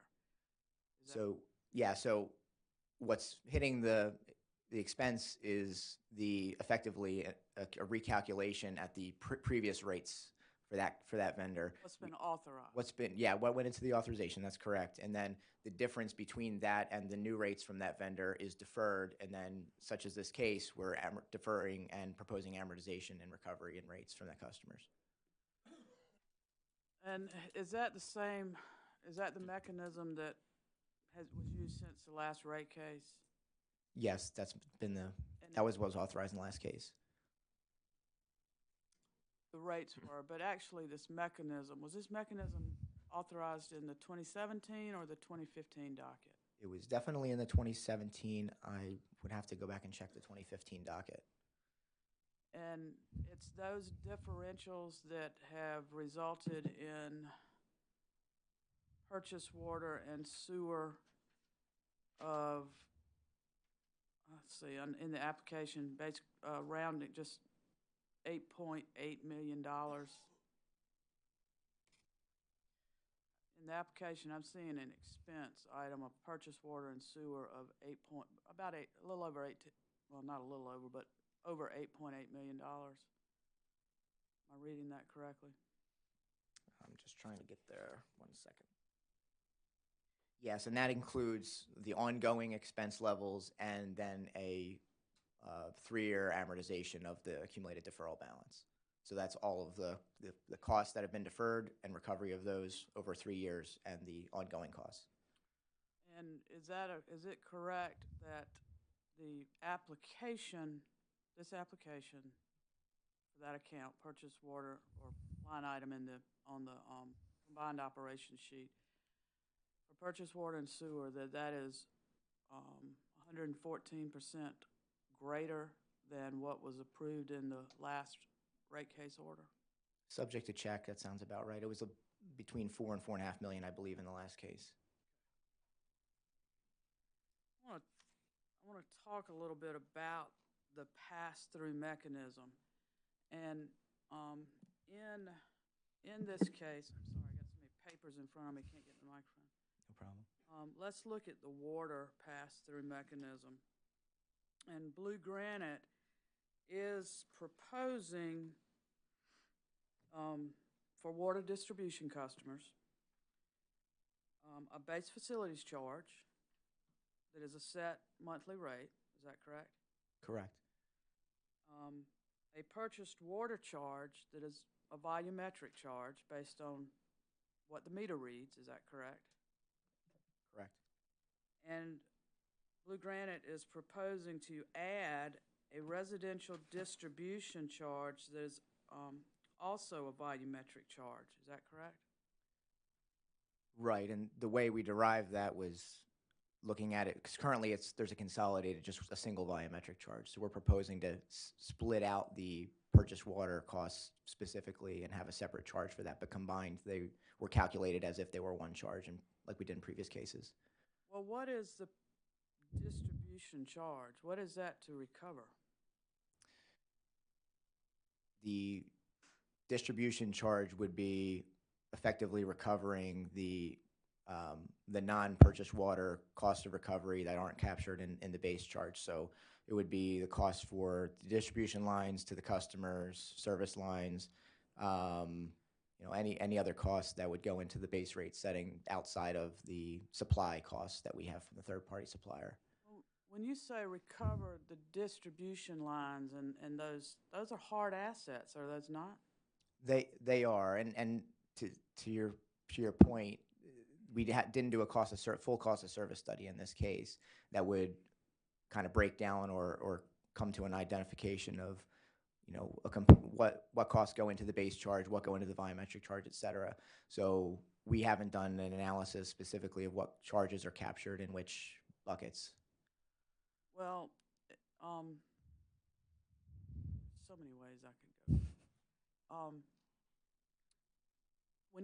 I want to go back to this recovery of distribution of the lines and what I consider hard assets. Is that to recover expenses associated with those assets? Is it recovery of to make repairs or replace? What are we talking about? So the water supply charge would be specifically for the purchased water costs. That's the other charge, actual water going through the pipes. that's for all the costs related to the supply from the third party entity, and then basically all other costs, we'll put it that way, rate base, operating expenses, maintenance expenses, et cetera, are captured between the distribution charge volumetric and the base charge. But as far as which charges specifically are captured in each bucket, we didn't do a full cost of service study in this proceeding for that. So what does the base facilities charge capture? Whatever's not being captured by the volumetric charge. It's really between the two, they're capturing whatever's all of the different cost components and cost of service besides purchased water. Well, the way I look at a pass-through mechanism is that the pass-through is the commodity, whether it's the water that people are using or the treatment services. And so this, and I'm looking at the water tariff right now, but this distribution charge, are you aware that in around 1993, then Carolina Water Service came into this commission and asked for a pass-through mechanism? I'm not familiar with that docket. And I can tell you why I remember it, because that was the year I started working as a staff attorney at the commission. But and that pass-through mechanism had a distribution component and also had what I call commodity component. Looks like what we've got here. You're not aware of that? That was to clarify, that was the proposal by the company in that? That was a proposal and it was approved. Okay. Okay. And so you're not aware that the company, the former Carolina Water Service, operated under such a regime for a number of years, using a distribution charge and having a two prongs to the pass-through mechanism, the distribution charge and the commodity charge. Or two volumetric components. Right. Customer bills. I'm generally aware of that, but I don't know the specifics of how that worked or how long that operated that way. And do you know, you wouldn't know why that was changed? I know that at least in 2015 case, when we did the consolidation, there was a lot of, and I don't know if these are related, but my understanding is that we were adjusting, as I mentioned, I think to a previous questioner, we were adjusting bills on almost a monthly basis for customers because they were still geographically specific. And that may or may not be the case from what you're talking about. Maybe it is. But we were adjusting rates to customers for geographic specific rate changes and volatility and actual invoice activity effectively. So there was a constant moving of the lever, so to speak, to customers and their rates.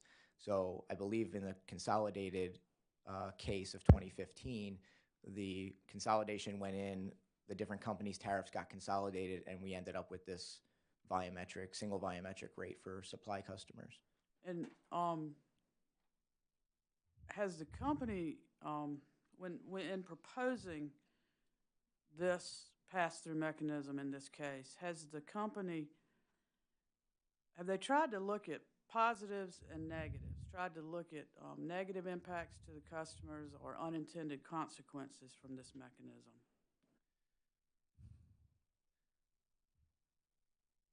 I think we've tried to design the mechanism so that it's working basically similarly to what we have currently. It just allows for more incremental impacts to customers between rate cases as opposed to waiting for the cost to accumulate as they've done in this case and then including them in base rate setting. Would you be surprised if I were to tell you and characterize the previous pass-through mechanism containing these two components and the way that the company was operating them, that it was a disaster? And that may have been, again, maybe what I was referring to before where we were having a lot of complications with the billing.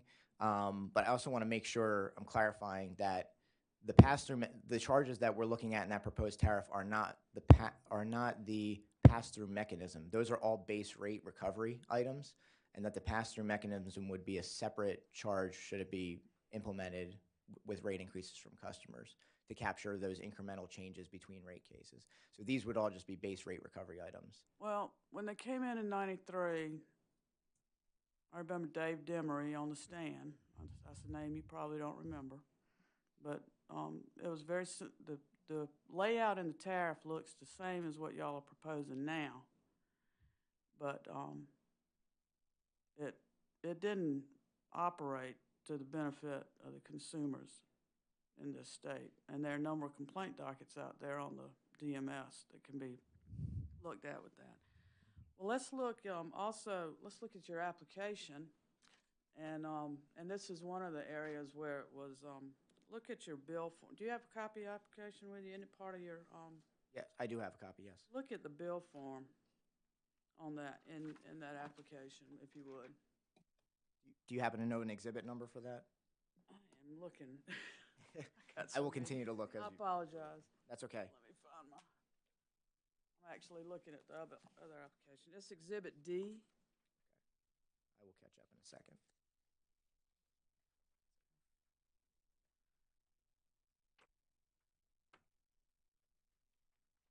Okay, I have it.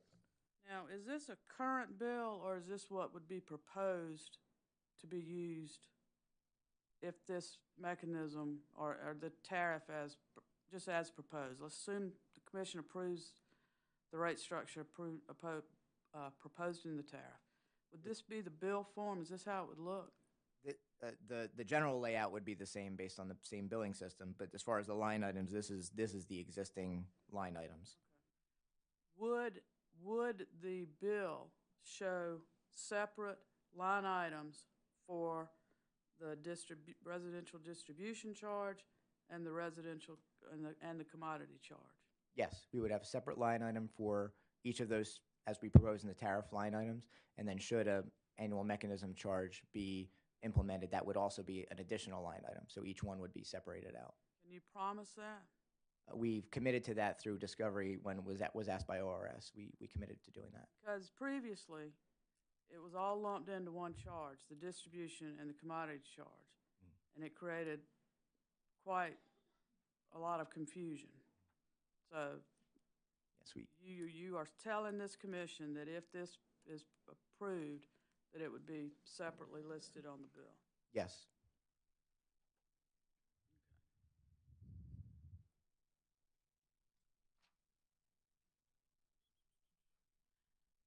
Let's go back to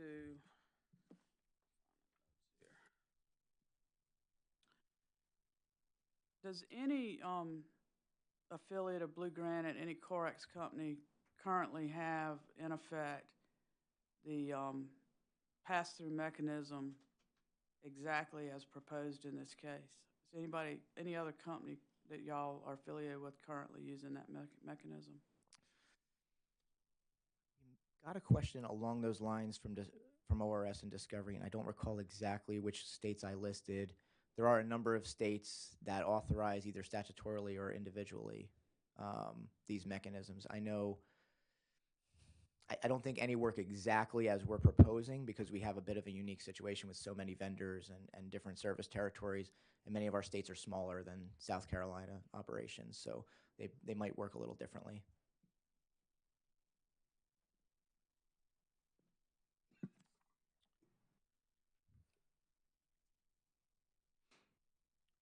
In your discussion and answers to Attorney Moore this morning, you y'all discussed Regulation 103-541 regarding whether the clean water contract needed approval.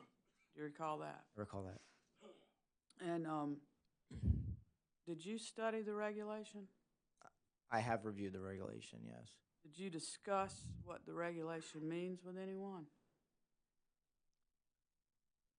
I did discuss it a bit internally with some people with the company, yes. So, in your response to Mr. Moore, is that your interpretation or is that company interpretation that you're telling us?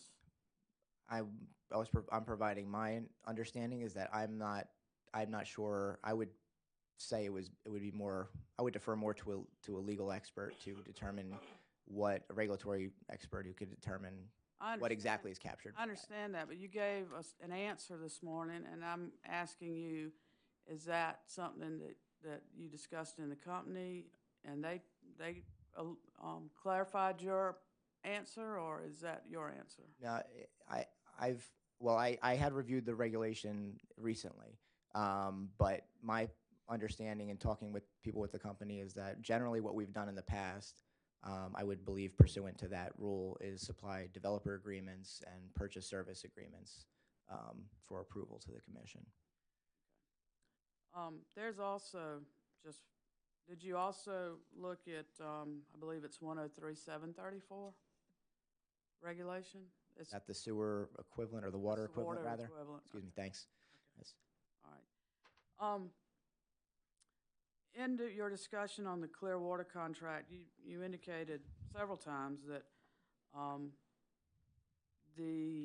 there's lower operating expenses resulting from the contract than having, and I'm paraphrasing here, so if I misstate, please feel free to correct me, that the contract results in cost savings or lower expenses than having in-house employees in the Midlands area.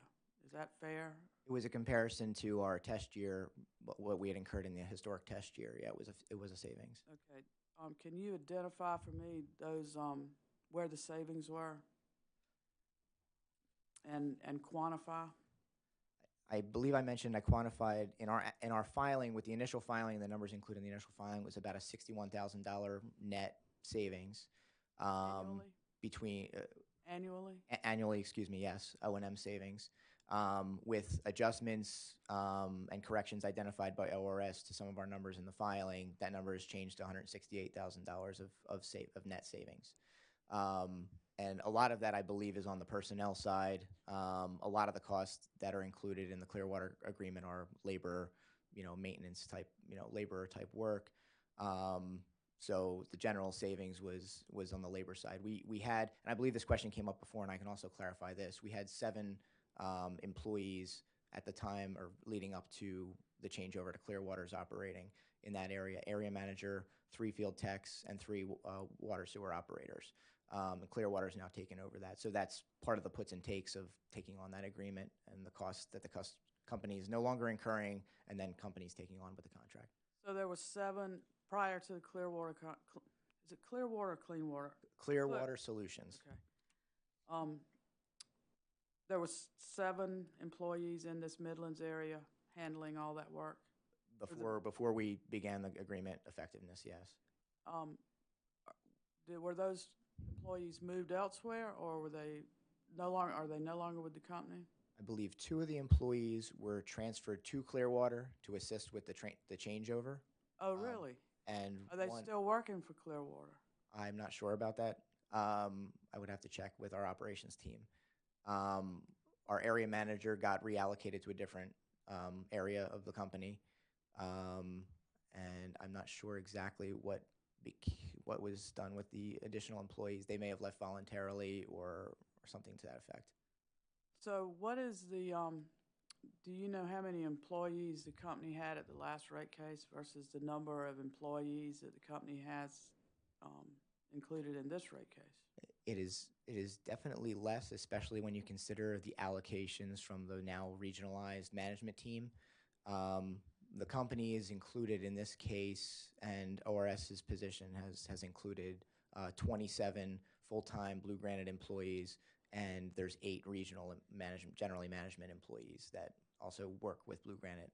And Blue Granite encompasses about a third, 30 to 35% of the Atlantic region for those employees as far as salary allocations and such. And how are the allocations made in the Atlantic region? They're made. That's that three-prong test? It's done as the ERC allocation. Everything done from the WSC or the Corix regulated utility levels in the lower 48 states for the company is generally an ERC-based allocation. Okay, and just so we're clear on the record, can you tell us what an ERC is? Equivalent residential customer. And do you know how that is calculated? It's generally a customer count, and then the customer count is adjusted based on the size of the connection, consistent with the AWWA meter ratios. So if it's a 2-inch customer, it gets extrapolated to a larger ERC number than a 1-for-1. And when you say a 2-inch meter, I mean, we're talking water here, right? It's meter, we're talking water, but or 2-inch connection. 2-inch is not a normal residential connection, is it? correct. So ERCs varies somewhat from the customer count. We only have, I think, about 300, say, commercial customers in Throughout South Carolina. In South Carolina? South Carolina, the vast majority of our customers are residential, and again, most of those would be 5/8 connections.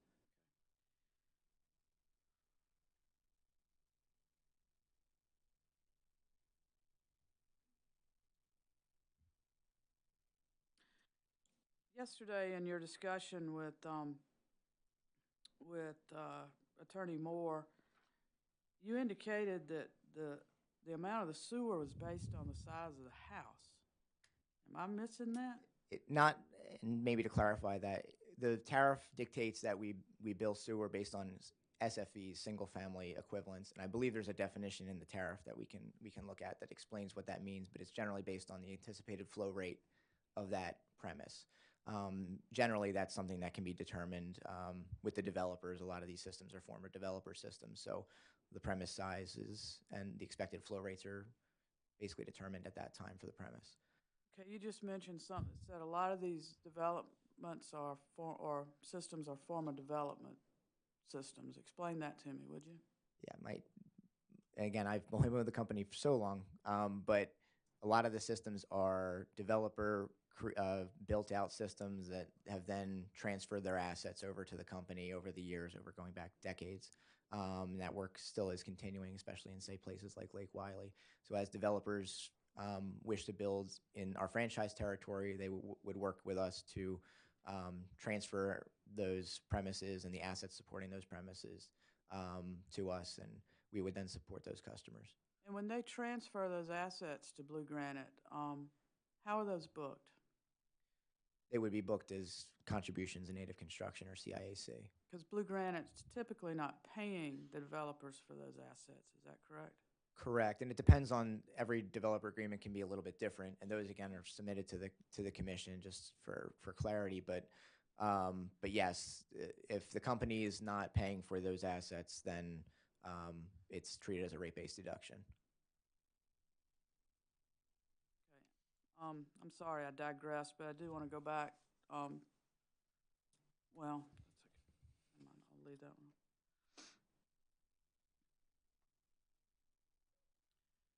Yesterday, you indicated, and I believe it's in your testimony, that the company has included a customer growth adjustment to revenues in the application. Is that correct?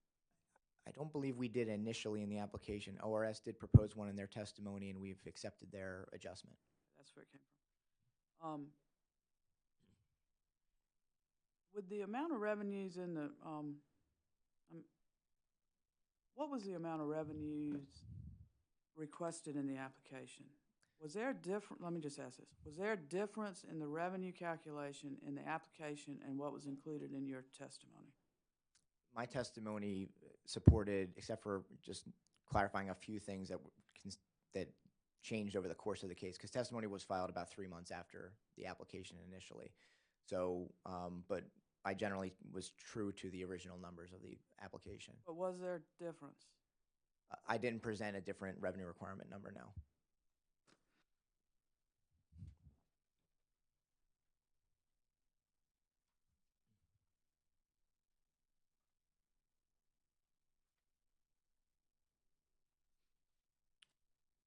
That's all I have at the moment. Thank you very much. Thank you, Commissioner. Thank you. Commissioner Irvin. Thank you, Mr. Chairman.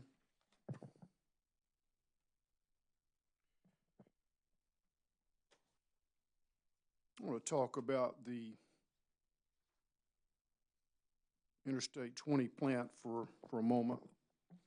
You're aware that the company received $7.25 million in their dispute with the town of Lexington, South Carolina.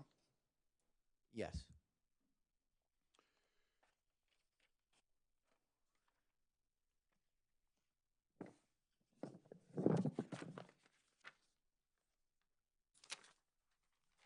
Wouldn't you agree with me that that money really could be used to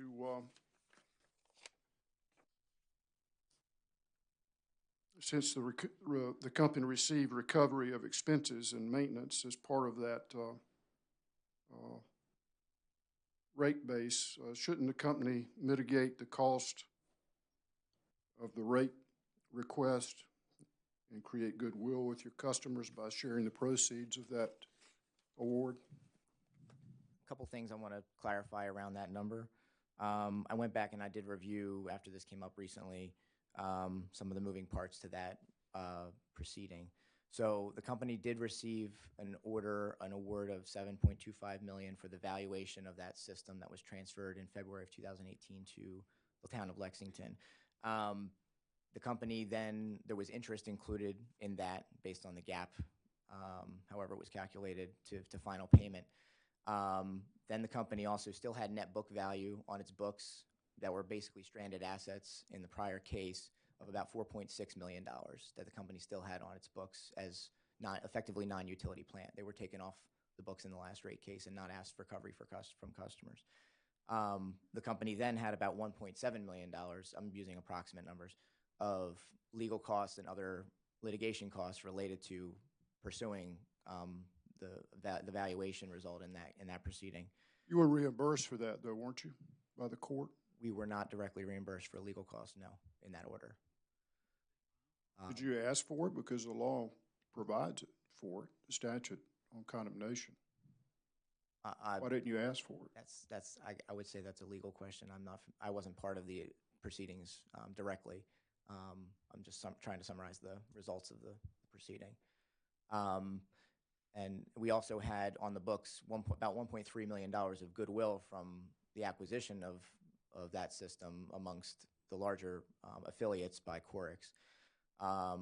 So once we take into account all the other cost offsets basically for that were on the books of the company, we're down to about $750,000 of a true net gain. That net gain was recorded, to my knowledge, consistent with the USOA Uniform System of Accounts as an other income deduction item. And I think it's account 421, which is a below the line item. My understanding is that in previous commission considerations for nuclear plant sales and such things like that, because the risk of the outcome of that case was borne by the shareholder the results of that case in either direction, had it been a loss or a gain, would be borne by the shareholder. The company also has a Watergate litigation proceeding pending right now with the town of Lexington, a somewhat similar situation, where there's a valuation in question. And should that be unfavorable, the company would absorb the loss of that transfer of assets as well. Who determined that the shareholders should get the money? Company? Consistent with the USOA accounting, we've recorded it as a below-the-line item in income, or excuse me, on the books.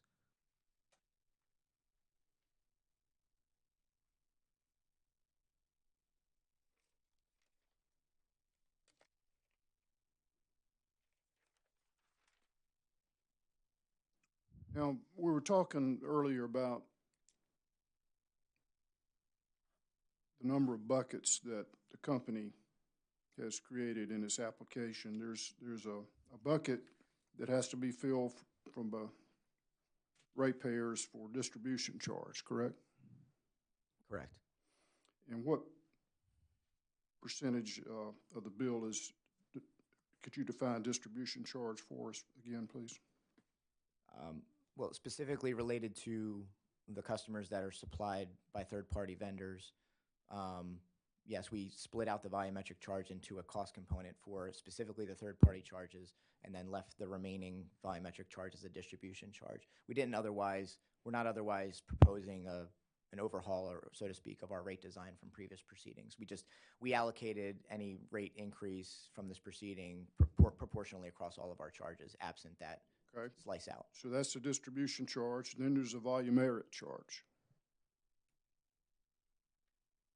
Separate volumetric charge.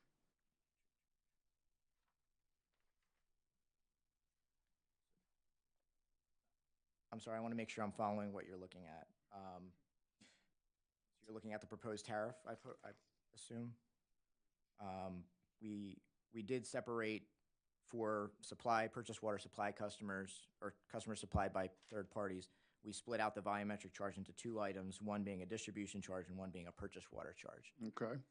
And then there's a commodity charge. Is that different? The commodity charge, I believe, that's for the customers that are supplied by company wells, so there's no third-party vendor, so there's just one volumetric rate for those customers. And then there's the pass-through mechanism. That's correct. That catches all the incremental charges. Correct. That's a lot of buckets. Is that typical of what you would expect from a company rate structure?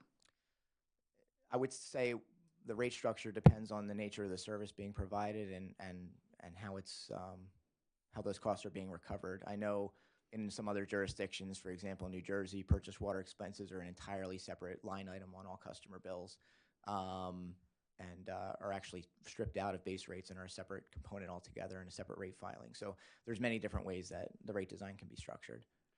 On page 32 of your rebuttal testimony, you said the company did not request allocations for the Charlotte office cost for other Atlantic regions and shared service employees that support Blue Granite out of simplicity. Do you recall that? That's on page 32 of your rebuttal testimony. Yes, I see that. Were there costs allocated to Blue Granite that were included out of simplicity that should have been allocated to other entities? Not that I can recall or put my Well, finger on. More specifically, did the company depart from the NARUC guidelines for cost and allocations and affiliate transactions when calculating cost allocations in your application? I'm not aware. Why not? Why are you not aware? You're familiar with the NARUC standards, aren't you, the guidelines? I am generally aware with them, yes. We filed our costs in this case generally consistent with how we filed prior cases based on cost allocations that come, say, through WSC, the Water Service Corp. We allocated regional costs in this case consistent with that same ERC allocation methodology. So we were generally consistent with how we filed prior cases. So do any of the costs allocated to Blue Granite subsidize the cost of other subsidiaries or affiliates? I don't believe so. Well, I want a yes or no answer, please. To my knowledge, the costs that we've filed in the application are consistent with the costs to be recovered from our customers. Could you give me a yes or no, please? It's a simple question, really. I want to know if any of the costs allocated to Blue Granite are helping subsidize the cost of other affiliates. You're the financial man for the company. You know the answer. I would say no.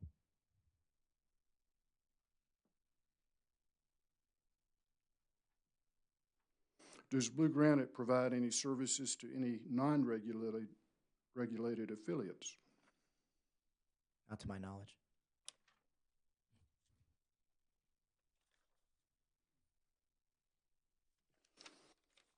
Those are all the questions I have, Mr. Chairman. Thank you, Commissioner. Thank you. Commissioners. Commissioner Whitfield. Thank you, Mr. Chairman. Mr. DeStefano, you've been hit with a lot today, but I've got one question for you, and I don't think this one's been asked. About everything else I might have had, I think has been, but this one question, if the annual rate adjustment mechanism is approved, what incentive does the company have to reduce non-revenue water in inflow and infiltration? I&I.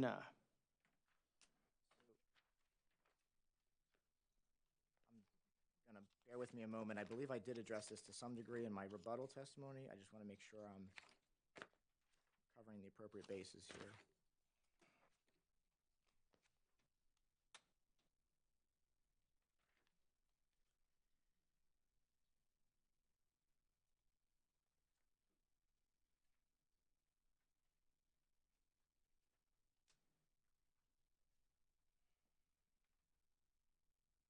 I believe I addressed this on page 16 of my rebuttal testimony.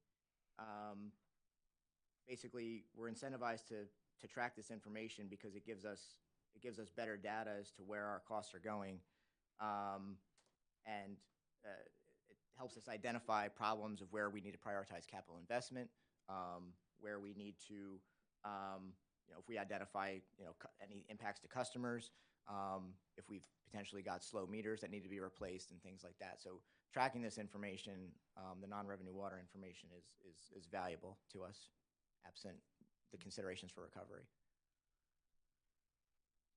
Well, I think you've had a lot of lengthy exchange with ORS, with Mr. Bateman, but just to that point you just said, the impact to customers, ORS certainly raised their concern there. Could you address that,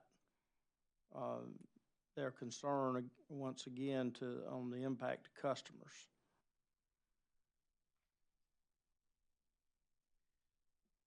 So, and I think some of this also was maybe covered in Mr. Mendenhall's testimony. To the extent that the company's incurring non-revenue water impacts in its systems, first of all, non-revenue water is generally accepted as a cost of doing business, even with relatively new systems as opposed to the older systems that we have. So there's a consideration to be made, I guess, inherently. But also to the extent that there is other considerations as how the company's dealing with the non-revenue water, there's cost considerations there. It's not always straightforward as far as how we address the non-revenue water, and we need to identify what efforts the company needs to do to mitigate it and to what extent the company can reasonably mitigate it in a cost-effective way. So what I'm saying there is if there's non-revenue water costs being incurred now, to mitigate those costs may cause additional expenses to be incurred, and we need to weigh the moving parts there. Well, I certainly would encourage that. We've been dealing with that term since I've been a commissioner, non-revenue water. It's been a batted around issue the whole time I've been here, and certainly I would encourage to do that, but again, I'm concerned about what incentives the company has to do that if we approve this mechanism. And I would just stop right there, Mr. Chairman. Thank you. Thank you, Commissioner. Commissioner Hamilton. Thank you, Mr. Chairman. How are you, Mr. Stefano? Hi, good afternoon. You're holding up pretty well. Looks like. Hanging in there. Hanging in there. Mr. Stefano, could you explain to me, is the Greenville office the regional office? It is the main administrative office for Blue Granite Water. And we are spread across many counties across the state, so that's the stronghold, so to speak. Okay, we've been told the senior management team now, it has the responsibility of 3 states. Yes, the Atlantic region, which Blue Granite has been a part of for almost a year now, is North Carolina, Tennessee, and South Carolina. What formula is the expense and the payroll and whatnot of the management team divided? How did you divide it?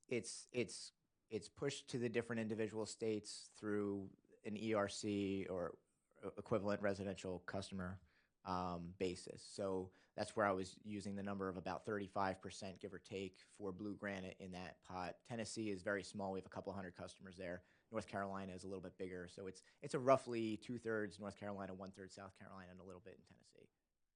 And you have an office such as Greenville in each of the other states? We don't have an office in Tennessee. The Tennessee operations are managed by our Western North Carolina operations team. And we have a Charlotte office for the North Carolina and some of the regional staff. Are the top management, or where are they located, in Greenville or in Charlotte or in North Carolina? It's a tough question to answer. They bounce around a lot. I know our VP of operations, Mr. Mendenhall, is more in his car than in an office because he's covering 3 states. That's true for a lot of our management team. I work remotely. We have several employees that do work remotely. Almost my entire team works remotely. One staff is in Greenville, one is in Charlotte, and then me and another person work remotely. So it's a very mixed bag. Are your responsibilities totally Blue Granite in South Carolina?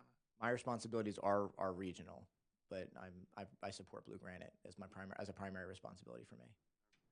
Thank you, sir. Thank you. Yes, thank you. Thank you. Commissioners, any other? Commissioner Howard. Chairman, I'd like to ask one question. If you want to break for lunch, you can, but the question prior to lunch, all of my questions are going to deal with my takeaways from the night hearing. Okay. You probably weren't there, were you? From last night, I was not present at last night's hearing. Somebody in your staff was here. I know Mr. Denton was there. Mr. Denton was here, If Mr. you're Mendenhall. qualified to answer my questions on the night hearing, after lunch, I would be glad to answer. Whenever you like, yes. We have staff available who are present, yes. All right. Sure. Thank you.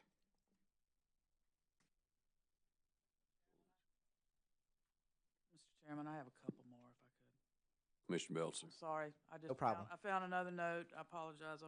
Not a problem. Does the company prepay for tank inspections and coatings? Effectively, yes. I mean, well, the company, I would say, we pay for the activity that's done at the time it's done, and then things like tank coatings would provide a benefit to customers over the life of that painting. Well, that's so the coatings are going to last a lot longer than a year. I mean, they'll last several years. 20 years, probably something like that, yes. Are those expenses normalized for the? I believe we don't have any of those in this proceeding, but I believe the way it's handled in the past is that they get deferred and amortized.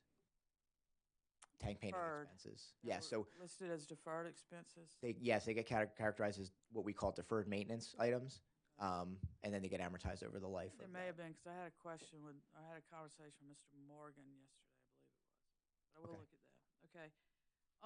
And in your testimony in your rebuttal, on page 35 and 36, there was a discussion about cutoff date inclusion and rate base. Yes. I'll let you get to that. Yes. Can you explain to me what you believe, what items, what amounts are appropriate for a later cutoff and post-audit inclusion in this case? So I guess if we go through the different deferral or rate base items, maybe we need to take them by bucket. For deferred items like deferred maintenance, the ALC legal cases, the Hurricane Florence deferrals, those kind of what are generally treated as non-rate-based deferrals. Those are discrete items that they're not a moving target, so to speak. Those balances won't change except for amortization. So we were amenable to, I believe, ORS's position was to take those balances to April 30th of 2020 and use those as the unamortized balances for rate making. For rate-based items like utility plant and service, CIAC, we had an audit cutoff in the case of December 20th of 2019. We haven't provided any further updates to respect that audit cutoff date, although we have been adding additional plant, as we generally do. So we're proposing to use the balances at that point in time for accumulated depreciation tied to UPIS, CIAC, and the related amortization as of 12/20. Okay, and where I was going with this is I was interested in that the company disagreed with ORS on the decommissioning and net book value piece. Does that sound familiar? In related to this line of this discussion. Okay. It's on the last line of page 35, top of page 36.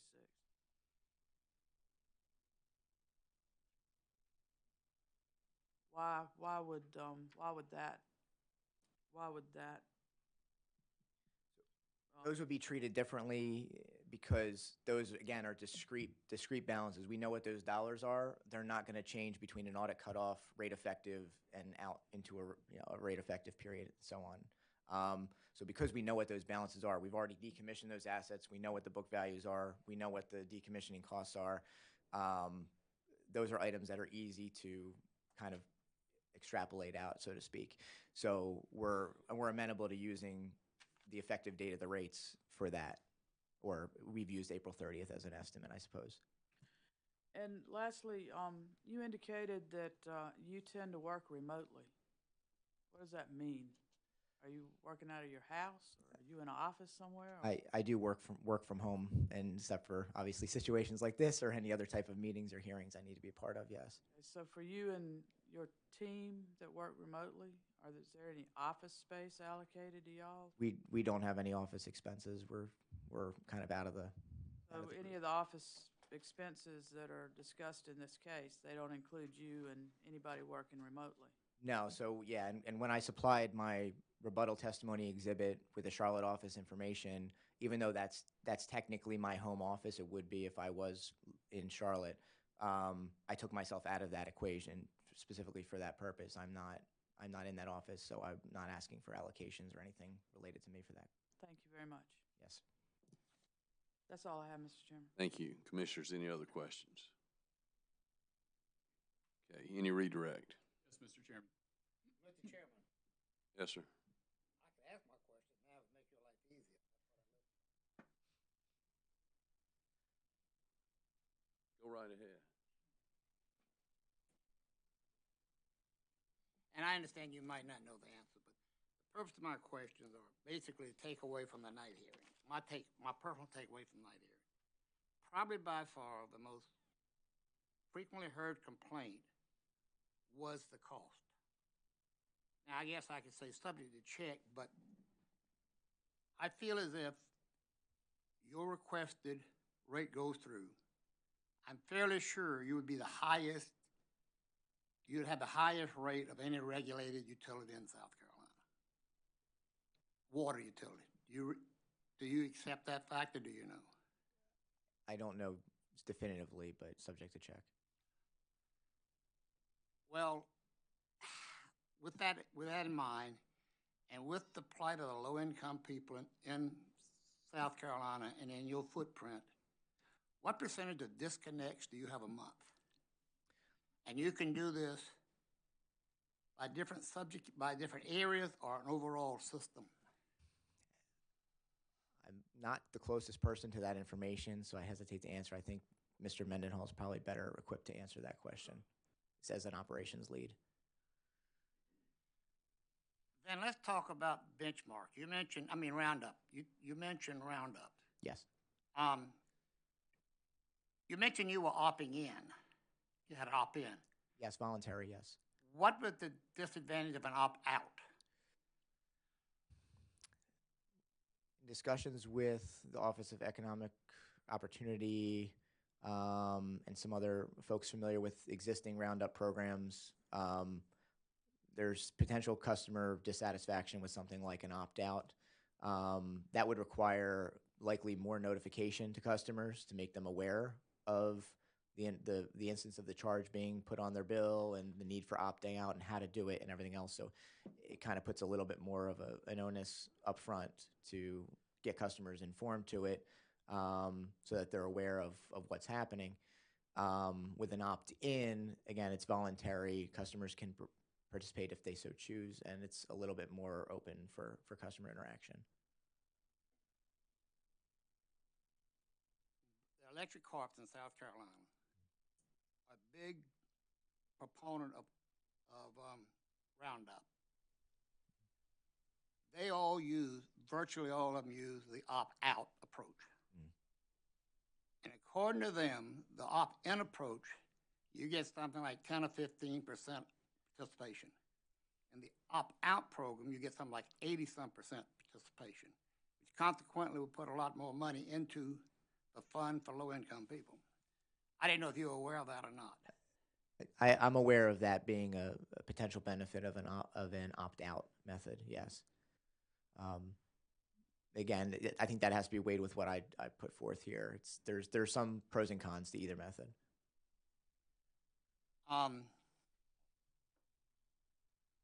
Okay, we should think about that.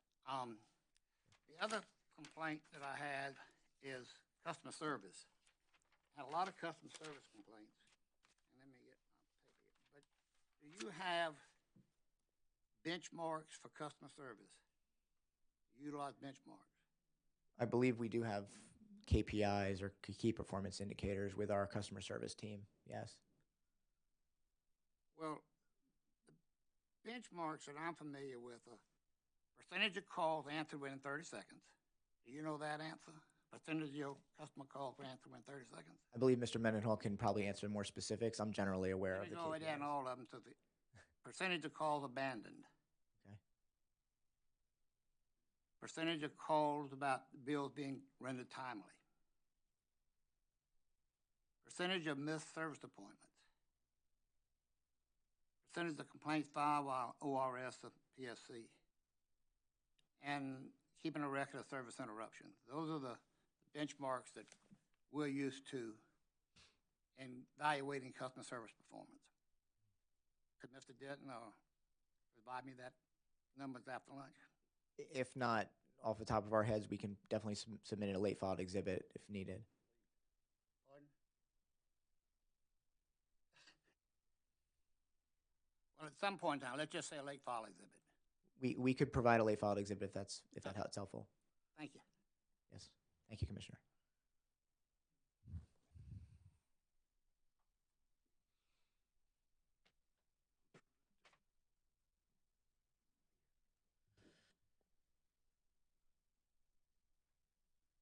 Thank you, Mr. Chairman. Thank you, Mr. DeStefano.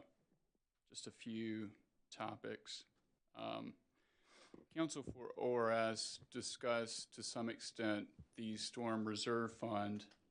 Do you recall approximately how much Hurricanes Florence and Michael cost, or how much was included in that deferral request? It was about $208,000. And they also talked about the customer protections and the accounting that would be associated with the Storm Reserve Fund. How would Blue Granite track the general ledger activity associated with the Storm Reserve Fund? So the company would keep regular rolling records of the amounts billed to the extent there's a billing activity ongoing, the amount in the reserve overall, net of cost offsets from what's been incurred so far.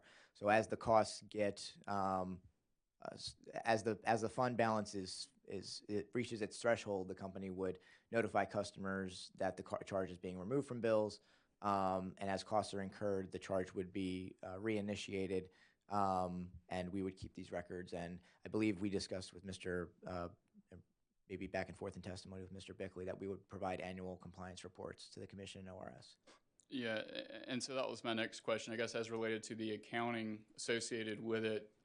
Would those details be subject to audit and report and that kind of thing? Yes, we would, I believe we put forth, and ORS is is amenable to an annual reconciliation report filing.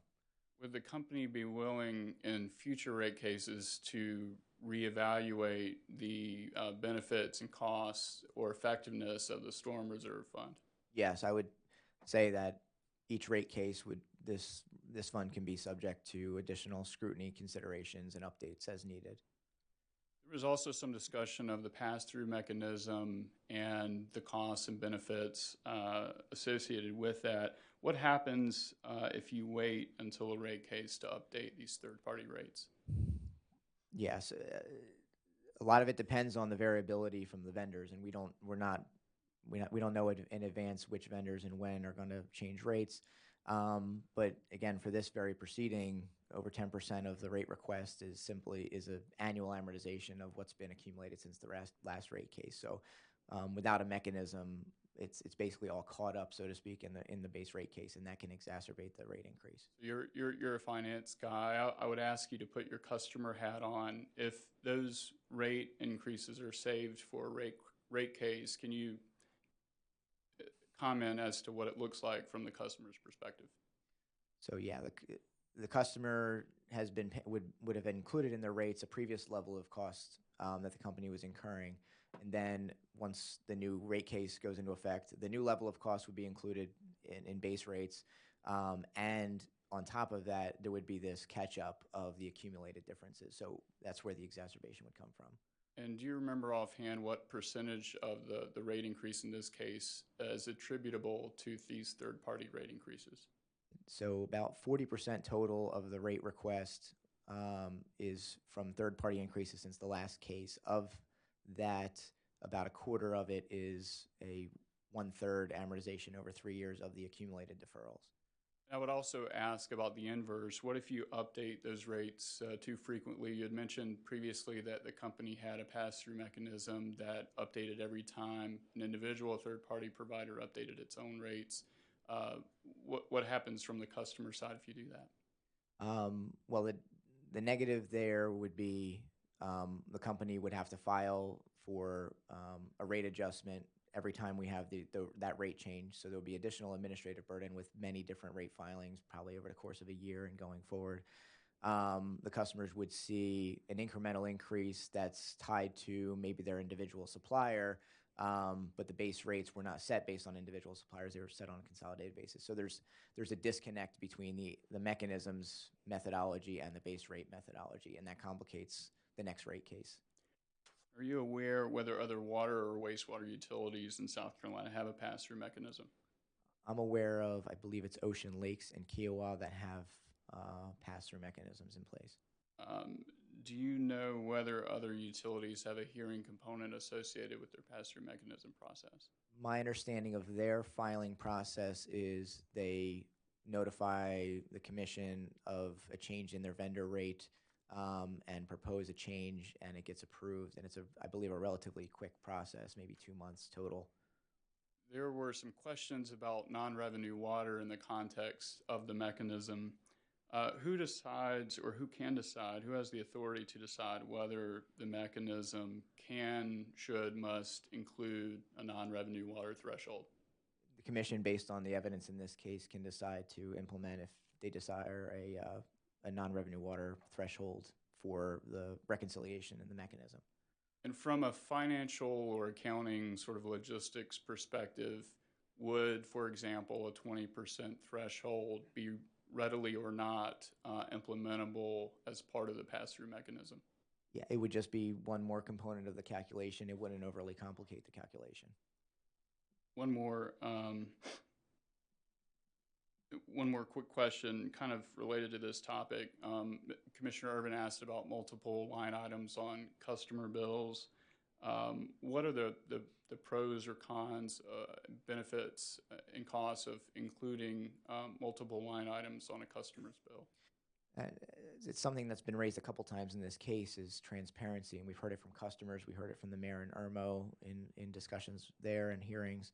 that they want more transparency in pricing. And what we're trying to do is to try to segregate out these third-party driven costs to separate line items on the bill, and then the incremental cost to a separate line item. Meanwhile, the total, group of charges is supplying the company, its authorized recovery, but the customers are able to see the moving parts a lot better than they currently do. Now, one last topic, the I-20 condemnation came up. Is that system still in rate base? It is not in rate base, and it was removed from rate base in the last rate case. And did the company have an acquisition adjustment or goodwill still on its books from the acquisition of that system? Yes, on Corix's books from Corix's acquisition of the larger company. And was that amount in rates or being recovered from customers? No, it was not. Was there leftover stranded investment in the system when it was removed from rate base? Effectively, yes. The company had to shift about $4.6 million of net book value from utility plant and service, which would be in rate base, to basically non-utility plant. So the company was sitting on that unrecovered portion of the remaining book value of the assets. And that, again, that system was generally at the end of its useful life, largely, and with the lower depreciation rates we've had, that was basically an unrecovered cost by the company. Thank you. Thank you, Mr. Chairman. Thank you. Okay. Well, we've got, I'm going to offer recross, but I'm going to just tell you, with all of a sudden, we've got people that I didn't know that had to be done today and afterwards. I want to get Mr. Parcell and Mr. Reckett up if I can. So if we go with recross, if we get to 5 after or so, we're going to suspend it and come back to it later or first part of next week if we have to. So go ahead, Mr. Bateman. Thank you, Mr. Chairman. I'm cognizant of the other witnesses' needs, and we'll be, I'm sure, much quicker than 15 minutes. Mr. DeStefano, I have a couple of quick questions. One following up on a cost allocation question that Commissioner Irvin asked you. He was asking you, I think, and correct me if you believe I'm misunderstanding his question, whether the company has sought costs from offices in which those employees may be performing work for a company other than Blue Granite. Do you recall that line of questioning? Yes. And correct me if I'm wrong, but I believe your answer was no, that Blue Granite is not, in its application, sought costs for employees which do work for companies other than Blue Granite, correct? Yes, I believe that was my response. How many employees are in the Greenville office? There are 10 employees identified for that office, yes. And are you familiar with the adjustment that ORS has proposed, I think specifically to 2 employees, because 2 of those employees do not spend all of their time working on Blue Granite? Yeah, I'm familiar with that adjustment, yes. So isn't it actually correct to say that in its application, Blue Granite did initially seek recovery of employees' time which don't devote all their time to Blue Granite? The company also didn't include, as I said in my rebuttal testimony, costs from employees that serve Blue Granite in the Charlotte office. So to simplify the back and forth of allocations, the company just used the Greenville office as the cost recovery for this case. And I'll note that using that number as opposed to the other allocation method actually is a lower rent expense number. That's right. For simplicity's sake, the company sought recovery of every employee in the Blue Granite office, regardless of whether their work was entirely for Blue Granite, correct? That was the way we filed the case. That's correct. Okay. And I have a quick question, and this will be very brief. This has to deal, I think, with Commissioner Belser's questions regarding the cutoff date. Yes. So the company has, and I don't know that this is in dispute, but this cutoff date of 12/20 or 12/30/2020. At that cutoff date, is the company proposing to use its witness Spanos's proposed depreciation rates for accumulated depreciation? for calculation of accumulated depreciation? The proposed depreciation rates, or whatever is authorized based on the studies presented in this case, would be effective at the time the rates are effective, sometime, early 2020. So just correct me if because I may be misunderstanding, but the company proposed at that cutoff date, taking a snapshot of this historical test year in order to plan for subsequent years. At that date, it's proposing in calculation of the accumulated depreciation to use witness Spanis's proposed depreciation rates, correct? We're proposing to use the audit cutoff and the balances at the audit cutoff because rate base is different than operating expenses. Rate base is a snapshot of balance sheet activity. You have to have a cutoff at some point with rate base. With O&M expenses or depreciation expenses, you're annualizing known and measurable changes, so it's a different context altogether. Okay, well, let's flesh that out just a little bit really quickly because I'm cognizant of the time. So I am correct to say that the company has used witness Spanis's proposed depreciation rates for accumulated depreciation as of 12/30/2020, correct? We are proposing to use his rates for depreciation expense. His rates aren't impacting the accumulated depreciation balance. Oh, they don't? Okay, you're proposing to use his rates for the depreciation expense. Correct, but because the accumulated depreciation balance is cut off using the audit cutoff of 12/20/2019, then the rates aren't in effect yet, so they don't impact that balance. So for the accumulated depreciation, you're not proposing to use witness Spanis's proposed depreciation rates? They're not impacting the company's position for accumulated depreciation. So for accumulated depreciation, are you proposing to use the 1.5%, which corresponds with the 66 and 2/3 years? We're proposing to use a snapshot of the balance at that point in time, which is based on whatever depreciation rates were applicable up to that point in time. Is that the 1.5%? That's the general current percentage we have, yes. So the depreciation expense at that point in time that you're proposing to use is different than the accumulated depreciation expense, correct? They're different because the considerations for rate base and O&M expenses or depreciation in this case are different contexts. Okay, so those should not offset. They don't need to. And again, many jurisdictions across the country have used strict cutoffs for test year. New Jersey, Maryland, Louisiana, Alabama, Florida, they use strict cutoffs for rate base. Okay. And one more just point of clarification regarding the reconciliation of the Storm Reserve Fund. ORS and the company have no formal agreement regarding this, do we? I think over the course of rebuttal, we've come to agreement on certain aspects, but I don't think we're in a full agreement, no. So we may not dispute the position of each other, but there's no formal agreement. I think it's similar to maybe the Let's Tank situation. We have a general agreement maybe, but some things to fine tune. Okay. I think that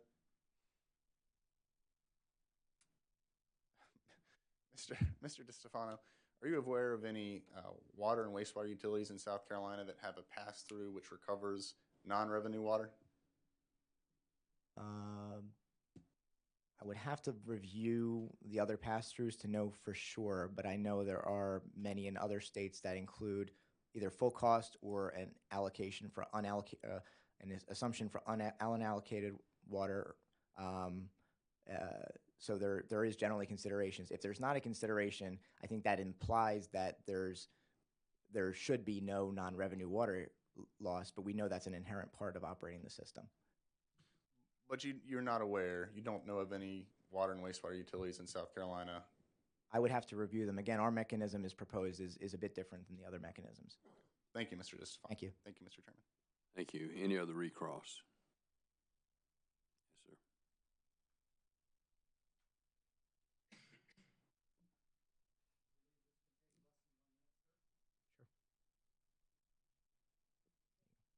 Thank you. I believe I just heard you testify that approximately something over 40% of the current rate request was attributed to third-party vendors. That's correct. Can you tell me what sector of the economy in any part of the world has that kind of dynamic? And why we as a customer or a consumer should not question that amount? Where is that money going to? I have no doubt that that money is on your books, but that would be a huge red flag. If my government was doing that, okay. Yeah, and again, that's, I think, I'll probably defer to the data that we've supplied in the case. I think it's borne out that those are the actual costs we're incurring. And the rate of increases from other municipalities and such that are supplying us services are changing, I believe, generally due to the same impacts that we're dealing with, which is older infrastructure, need to invest, and higher operating costs and things like that, I believe are the general drivers of what's increasing those costs to us. So you would classify those 40+% prices that you've paid to your vendors, to your third-party vendors, as reasonable and prudent? I would say that from what we've seen, they are the rates that are approved by those governing bodies as the appropriate rates to charge their customers, and we are their customers. So we are paying the rate that's approved as being reasonable to charge by those entities. I have no more reasonable and prudent questions. Thank you. Sir. Any other recross? Okay, thank you. Mr. DeStefano, appreciate your testimony, and thank you for being here, and you may step down. Thank you, Commissioners. Okay, now to move this ahead, we're going to go to, I think everybody's in agreement, we're going to put Mr. Parcell on the stand from ORS witness. Thank you, Mr. Chairman. And while Mr. Parcell is taking his seat, and I think Well, while he's coming up, we're going to take a 10-minute break. We're going to start back at 10 after 1, so everybody be here at 10 after 1.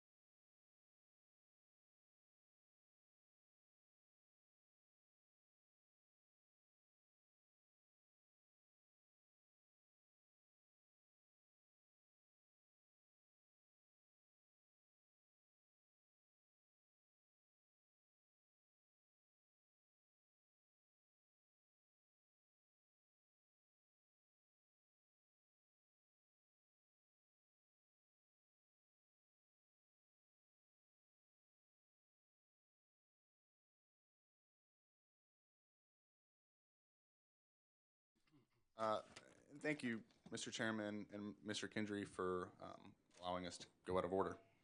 Mr. Parcell, would you please state your name and occupation? I'm David C. Parcell. I'm a principal and a senior economist of Technical Associates Incorporated. And what is your address, sir? 2218 Worcester, Worchester Road, Midlothian, Midlothian, Virginia, 23113. And why were you retained by ORS? I was retained by ORS to evaluate the cost of capital aspects of the Blue Granite application. And what did you do in your analysis? I performed independent analyses of the cost of equity for publicly traded water utilities and reached a conclusion as to the fair cost of capital for Blue Granite. All right, and are you the same David Parcell who pre-filed 48 pages of direct testimony in this case on January 23rd, 2020? Yes. Do you have any changes or corrections to your pre-filed testimony? No. If I asked you the same questions today, would your answers remain the same? Yes. Mr. Chairman, ORS asks that Mr. Parcell's direct testimony be entered into the record as if given orally from the stand. Mr. Parcell's pre-filed direct testimony will be entered into the record as though given orally from the stand. And did you also prepare or cause to be prepared 2 exhibits labeled DCP-1 through DCP-2, which were filed with the Commission as attachments to your pre-filed direct testimony? Yes. Do you have any changes or corrections to your exhibits? No. Mr. Chairman, ORS asks at this time that Mr. Parcell's exhibits to his direct testimony be marked for identification and entered into the record as the next composite hearing exhibit. Mr. Parcell's exhibits will be entered as hearing exhibit number 28. Thank you. And are you also the same David Parcell who pre-filed 15 pages of surrebuttal testimony in this case on February 14th, 2020? Yes. Do you have any changes or corrections to your pre-filed surrebuttal testimony? No. Mr. Chairman, ORS asks that Mr. Parcell's surrebuttal testimony be entered into the record as if given orally from the stand. Mr. Parcell's surrebuttal testimony will be entered into the record as though given orally from the stand. Thank you. And did you also prepare or cause to be prepared 1 surrebuttal exhibit labeled surrebuttal exhibit DCP-1, which was filed with this commission as an attachment to your surrebuttal testimony? Yes. Do you have any changes or corrections to your surrebuttal exhibit? No. Mr. Chairman, at this time, ORS asks that Mr. Parcell's surrebuttal exhibit be marked for identification as the next hearing exhibit and entered into the record. Mr. Parcell's surrebuttal exhibit will be entered as exhibit number 29. Thank you, Mr. Chairman. Mr. Chairman, if it pleases the commission, we have a brief question and answer summarizing Mr. Parcell's direct and surrebuttal's testimonies to present. That's fine. Mr. Parcell, please briefly describe your recommendations and analyses. Yes. My overall cost of capital recommendations for Blue Granite are as follows. A capital structure of 47.09% debt and 52.91% common equity. These are the same capital structure ratios proposed by Blue Granite and reflect the test period capitalization of the Blue Granite's parent CRU. I used the cost of debt of 5.73, again the same cost rate used by the company, which also reflects the test period cost rate for CRU. My recommended return on equity, which is the only controversial or disputed capital structure component, is a range of 8.9% to 10.0%. I use 3 recognized methodologies to arrive at this range. These are DCF, where I used a finding of 8.9%, capital asset pricing model of 6.2%, comparable earnings of 10.0. My recommendation, which is 8.9 to 10.0, focuses on the upper end of my DCF range and the upper end of my comparable earnings range. And I recommend the midpoint of this range of 9.45%. Thank you. Does your testimony discuss the declining trends in ROEs? Yes, it does. My direct testimony, as well as my surrebuttal testimony, discusses the cost of equity recommendation of Blue Granite witness Dallin DeAscendis. In his rebuttal testimony, Mr. DeAscendis recommends an ROE of 9.75% to 10.25%, using data as of the end of December 2019. This is a reduction from a 10.2% to 10.7% ROE recommendation. His direct testimony, which reflected data as of the end of June 2019. This reduction in his ROE recommendation, his demonstration from Blue Granite's own witness, no less, of the continuing decline in capital costs, including the return on equity. Please comment on Mr. Diascendis's methodological approach. Sure. In my respective testimonies, I demonstrated each of Mr. Diascendis' ROE methodologies overstate the appropriate return on equity for Blue Granite. The primary differences between my 9.45% midpoint and his 10.0% midpoint are as follows. With respect to the DCF method, his updated DCF analyses are virtually identical to mine.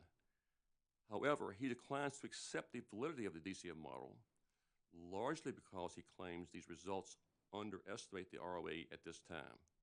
I demonstrate, in contrast, that the DCF model and related results are meaningful and accurately reflect the current ROE for water utilities and Blue Granite. With respect to the CAPM method, Mr. Diascendis uses interest rate projections as the risk-free rate, whereas I use current interest rates. It is noteworthy that Mr. Diascendis' risk premium measure greatly exceeds the historic level of risk premiums.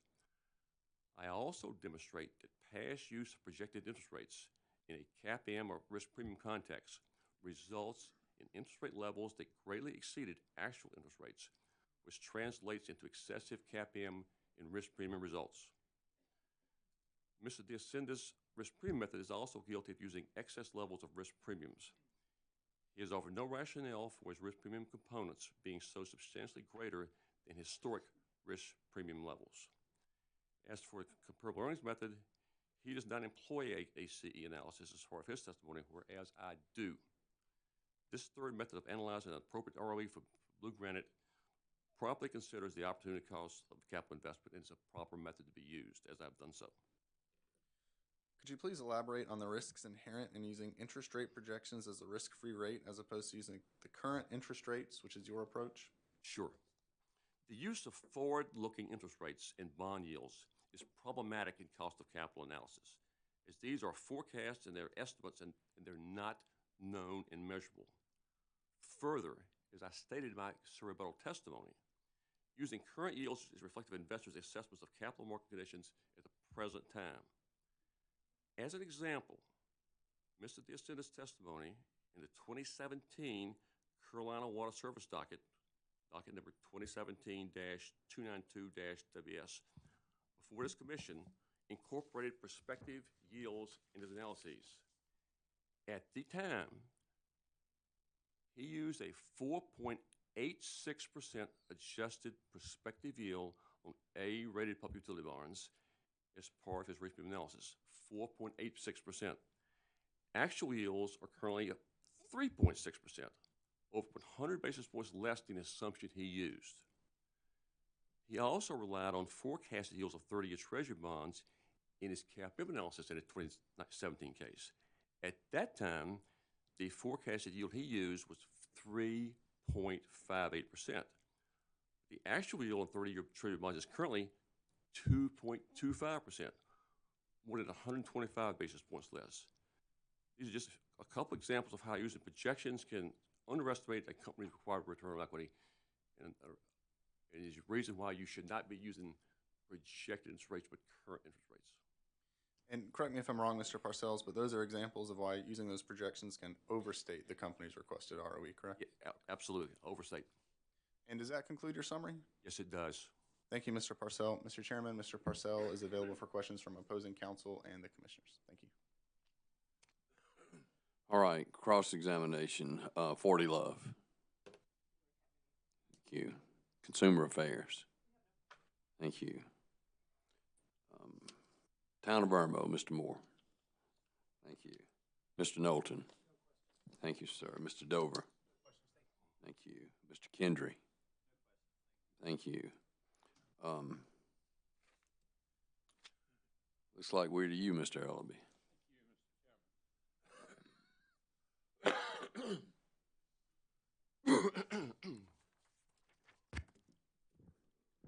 Good afternoon, Mr. Parcell. Good afternoon. I've got a few things to ask you about. Do you have your direct testimony? You may not need it, but I do. Wanted to start by your discussion of the Hope and Bluefield cases on page 6 of your direct testimony, sir.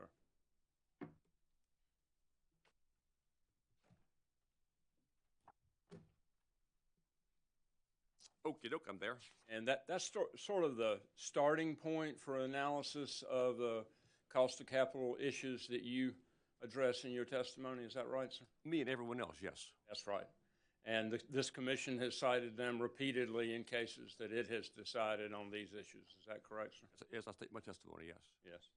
And those cases are decisions by the U.S. Supreme Court that set a constitutional basis for what is required of regulators when they're setting rates for regulated utilities.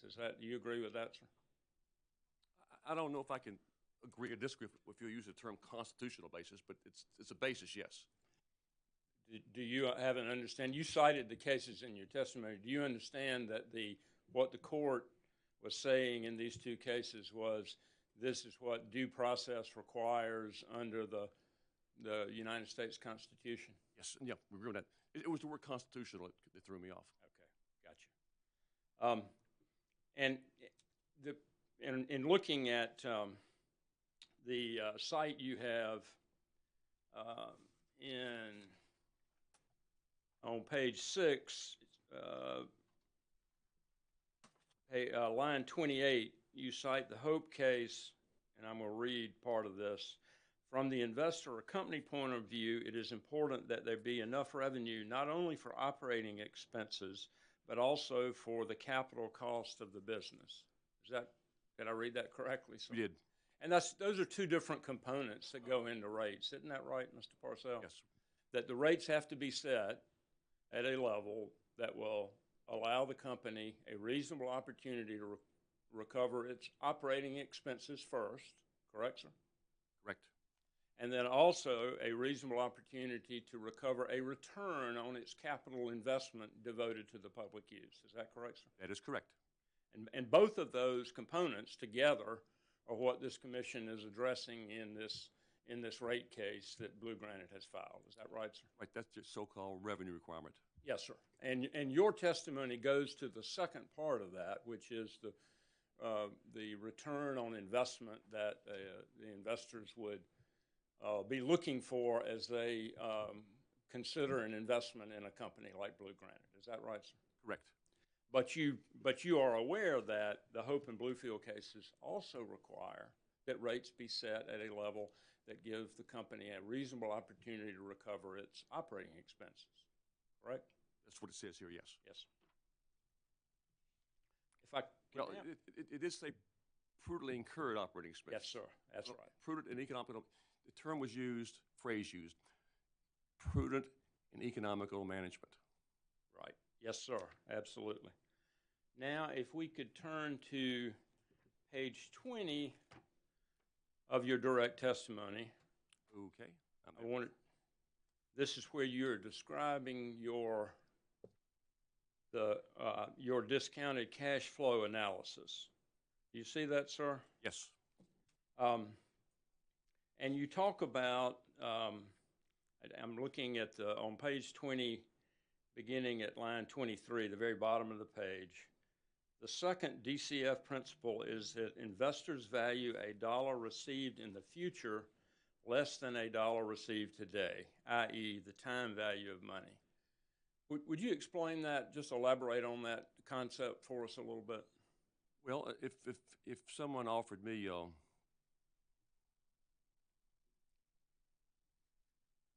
someone wanted to buy this bottle of water from me, said, I'll give you $1 today or $1 tomorrow, I'd say I want $1 today.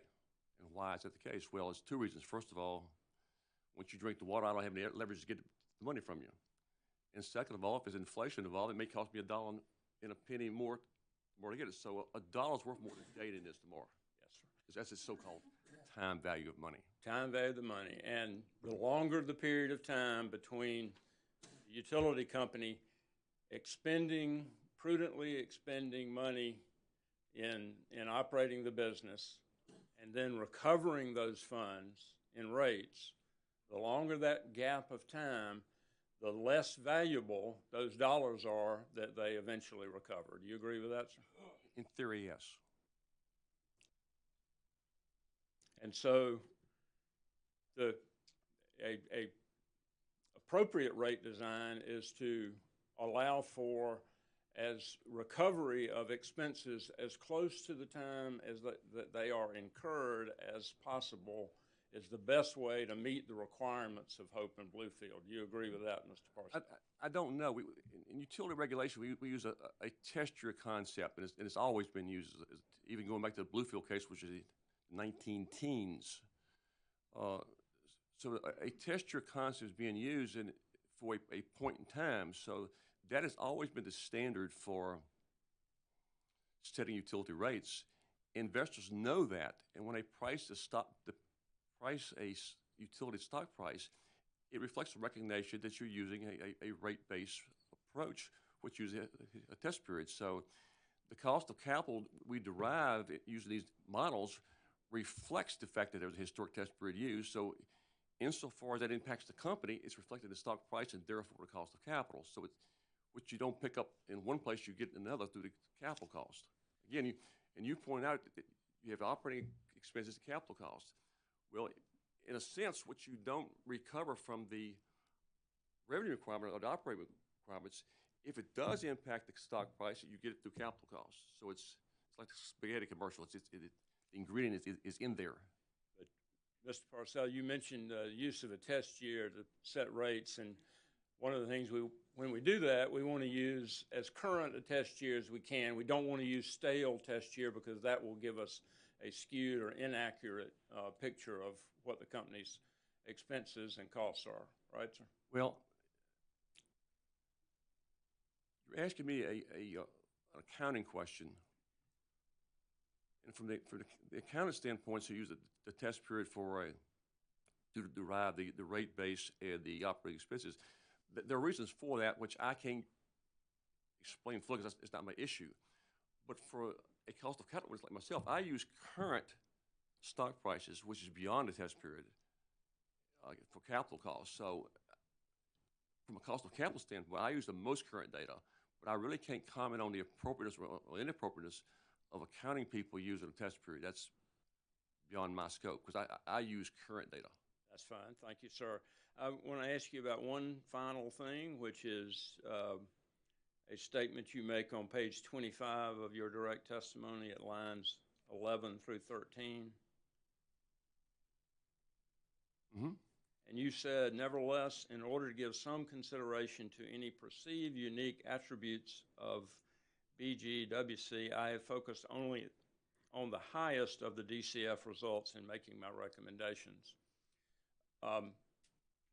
First of all, did I read that correctly, sir?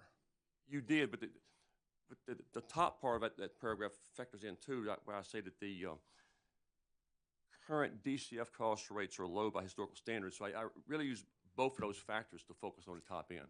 But you do recognize in making the decision to use the highest of the DCF results, you are recognizing that there are unique attributes of blue granite that mean it's somewhat higher risk and therefore appropriate to adjust estimates upward. Is that right, sir? I do not conclude to have higher risk. I say I mentioned any perceived unique attributes. For example, the company operates in 16 counties. That's a little unusual. The company is trying to recover for some prior shortcomings, shall we say, on its operations. So these are somewhat unique attributes. I don't call it risk. Okay. And also, it's not a size adjustment. But to use I develop my overall range from individual ranges like DCF and comparable earnings. I take the high end of my DCF ranges is the low end of my overall range. The high end of my comparable earnings range is the high end of overall range. My recommendation reflects the midpoint of those two. So on the one hand, I use the upper ends, but my final recommendation goes to the middle of the overall range. But as you work through the process, you took into account these, as you say, these unique attributes of blue granite, and you applied those to adjust upwards on your estimate. No, I did not adjust anything upward. Any point within a range, my range is 8.9 to 10.0, and any point within that range is in my view, satisfies a fair rate of return, and I'm going to the midpoint of the range. But in getting to that range, though, and in calculating your components of that range, you adjusted to the higher end of your DCF. I didn't adjust. I'm sorry. You just chose the higher end. I chose the higher end for two reasons. First of all, DCF results are low by historic standards. That's one reason, and also to give some consideration to the perceived attributes. Thank you, sir. Nothing further. Thank you. Commissioners. Commissioner Belzer. Thank you, Mr. Chairman. Good afternoon. Good afternoon. I was curious about the language you used, perceived unique attributes of blue granite as well. I think you used it more than once in your testimony. And in questioning, in your response to Mr. Ellerby, you used the term shortcomings. Do you recall that? I do. Tell me what you mean by that, if you could. I meant the context of some of the cross-examination this morning about where the company has not satisfied its customers from the standpoint of making improvements. Okay. Well, maintenance, et cetera. That's what I would. Your I was trying to choose the word very carefully and perhaps not very skillfully. I run into that myself. But it was in response to a question as opposed to something I actually had written down. All right. Part of my testimony. Well, let me ask you this: as I read your testimony and the other ROE witnesses, you are making a recommendation of an ROE for blue granite, I'm going to use the word objective, but I understand that what you do is subjective, and you pick your proxy groups and you pick these inputs, and as I asked somebody yesterday, would you agree that setting an ROE or making your determination of an ROE is as much art or more art than science, perhaps? At least as much, yes. Okay. I agree. So, but when you are setting that ROE, you are trying to make an objective determination. Would that be a fair statement? Okay. And so, to the extent that there may be operational issues or shortcomings, the term that we just used, and is that impacting what your recommended ROE is? Not really, because those things from a commission standpoint are policy determinations. If, for example, you or another commissioner wanted to assign a incentive for a company because it had been above average, or in contrast, take something away from the company for being below average. That's a policy judgment, and I don't address that stuff. That's what I'm getting at. That's our determination. That's yours. That's beyond me. Okay. But what I reckon what I'm just trying to understand from the three ROE witnesses is you're giving us your best estimate and you're trying to do it as objectively as possible. Would it matter if it was ABC Water Company versus Blue Granite? I mean, would this, if we had a different water company, similar size, similar footprint, similar operations, that just because it's a different company isn't going to affect your recommendation, is it? It would not, because I'm using, if I use the same time period of data, for example, I use 3 months of data between October and December. So if I was doing another case using the same time period, I would use the same probably ROE. Now, if the capital structure and the cost of debt differed, the rate of return would differ. That would. Return on equity would Well, let's very just talk likely be the ROE. same. Okay, all right. Thank you for being here. I appreciate your testimony. Thank you, Mr. Chairman. Thank you, Commissioners. Commissioner Whitfield. Thank you, Mr. Chairman. Mr. Parcell, good afternoon. Good to have you with us again. I've got one question for you, and if you've addressed it, I apologize, but I couldn't see it in your rebuttal or haven't heard it yet today.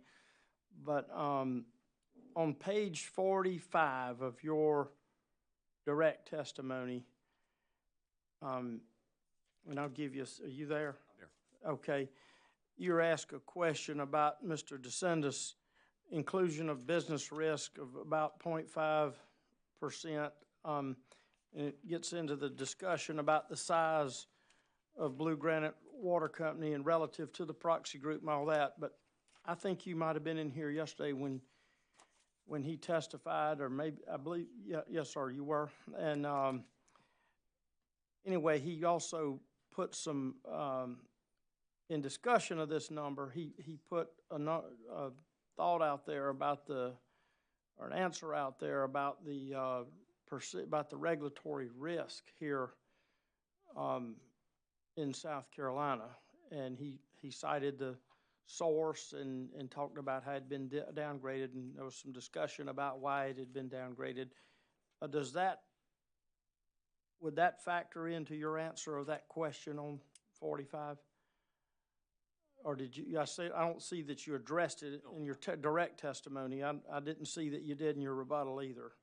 I did not address that, and I do not believe that it would be proper for me to make a rate of return adjustment or ROE adjustment based upon a perception of what happened to an electric utility, to the legislature, or even for a commission decision. I understand. I just wanted to give, since he interjected it into this case, I just wanted to give you, as ORS's witness, an opportunity to comment. I did not factor that in, nor do I think it's appropriate. Yes, sir. Well, thank you. That's all I have, Mr. Chairman. Thank you, Commissioners. Any other questions? Commissioner Hamilton. Sorry, sir. Okay. Okay.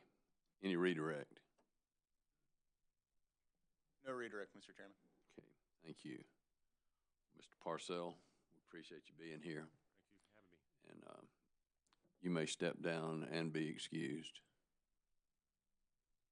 Okay. Mr. Kendry.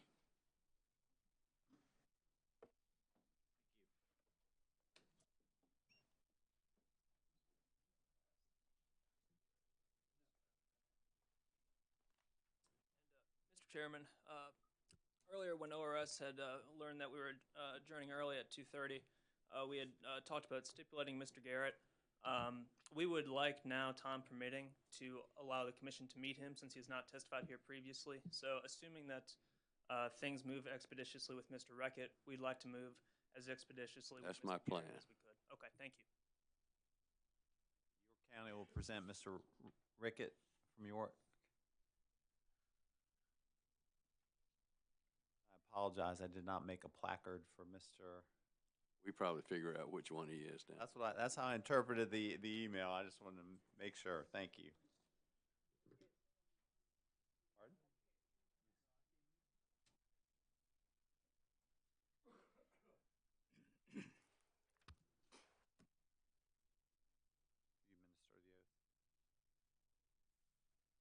Mr. Rickett, please state your full name and occupation for the commission. Eric Rickett, York County Public Works Director. You the same Eric Rickett who pre-filed 6 pages of direct testimony in docket number 2019-290 WS on January 23rd, 2020. Yes, I am. Do you have any changes, edits, or corrections to your pre-filed direct testimony? No, I do not. If I asked you today the same questions as those posed in your pre-filed direct testimony, would your answers be the same? Yes, I would. York County asks that the pre-filed direct testimony of Eric Rickett be read and entered into the record as if given orally from the stand. Mr. Rickett pre-filed direct testimony will be entered into this record as though given orally from the stand. Thank you, Mr. Chairman. Mr. Rickett, did you prepare a summary of your direct testimony filed in this docket? Yes, I did. Please present it to the commission. My name is Eric Rickett. For the past 15 years, I have worked in the environmental service field in both public and private sectors. I earned a bachelor's degree in environmental studies from Edinburgh University of Pennsylvania in 2002 with minors in geology and anthropology. Prior to my employment with York County, I worked as a planner and an environmental protection specialist, reviewing water and sewer utility plans and public water supply and septic permitting and compliance. Subsequently, I worked as an environmental scientist in Charlotte, North Carolina firm where I focused on groundwater remediation, NPDES compliance, and hazardous material compliance. For the past 10 years, I have worked for York County, being involved directly with both the county water and sewer department. For 6 years, I have served as the York County Public Works Assistant Director and more recently, Director. My responsibilities with York County relevant to this case include overseeing the planning and management of the installation, maintenance, and repair of water and sewer systems, ensuring compliance and applicable federal, state, and local laws and regulations, working in tandem with Water and Sewer Division to evaluate York County water and sewer systems and service needs and formulate plans to meet those needs in accordance with applicable laws and regulations. Reviewing and approving engineering designs for county water and sewer system improvements, work with the water and sewer supervisor to administer and ensure compliance with Safe Drinking Water Act regulations, including those pertaining to backflow prevention, lead and copper levels, volatile organic contaminants, disinfection byproducts, and unregulated contaminant testing. Inspecting county projects in progress and upon their completion, inspect for compliance with applicable policies, procedures, laws, regulations, contracts, permits, and standards of quality and safety. My testimony is intended to support the York County position in this rate case. First, the territorial application of rate adjustment mechanism has a potential to disproportionately affect York County citizens who reside in the Blue Granite franchise territory. Significant to this point, on December 16, 2019, York County Council legislatively suspended all scheduled residential, commercial, and wholesale water and sewer rate increases prospectively through 2026. Under the mechanism, however, notwithstanding the absence of prospective water and sewer rate increases in York County, the rates to York County customers of Blue Granite will likely experience rate increases from Blue Granite as the company attributes increases outside the county jurisdiction to its York County customers. As a result, it presents an inequity in its application. Second, York County contends that the mechanism as presented does not incentivize the company to cure non-revenue water and sewer, inflow and infiltration, I&I, and disproportionately shifts the associated costs to the Blue Granite customers. Third, the county contends that in this case, the proposed increases are of such proportion and magnitude that the Commission's gauging of expenses and requested increases in terms of reasonableness and in terms of the company's past performance are critical. As a result, the county contends that the approval of the mechanism to serve a return to investors should not be automatic, but should be based in reasonable in conjunction with improved services. Fourth, York County contends the percentage of rate increases to York County customers presents an excessive and onerous immediate impact to be borne by the customers. Fifth, regarding the rate of return modeling and analysis provided by the company, it utilized variables and apposite to York County without discounting those variables and utilized a water and sewer systems analysis using a proxy group from jurisdictions in California and the Northeast without any in-depth adjustment for meaningful examination of the regulatory frameworks impacting and driving rates and rates of investment returns in these remote jurisdictions. Proxy groups closer to South Carolina would be more appropriate in the opinion of the county. Lastly, York County contends that an emergency backup connection described within the York County franchise agreement with Blue Granite is being misapplied by the company and that it is not a protective mechanism in the franchise agreement for the benefit of York County water customers overall. As averred by Blue Granite to the Commission in 2019-223-W, rather, the connection is for the provision of emergency water service to the franchise territory itself. Therefore, absent the declaration of an emergency, as addressed in the Blue Granite franchise agreement, The provision of water to the territory via a Charlotte connection appears to be in contravention of the terms of the agreement. This concludes my testimony summary. Thank you, Mr. Rickett. Mr. Chairman, the York County witness is available for questions from the commission, attorneys, and interveners. Thank you. Thank you, sir.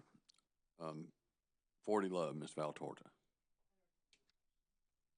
Consumer Affairs. Thank you. Mr. Moore, Town of Irma. Mr. Knowlton. Thank you. Mr. Dover.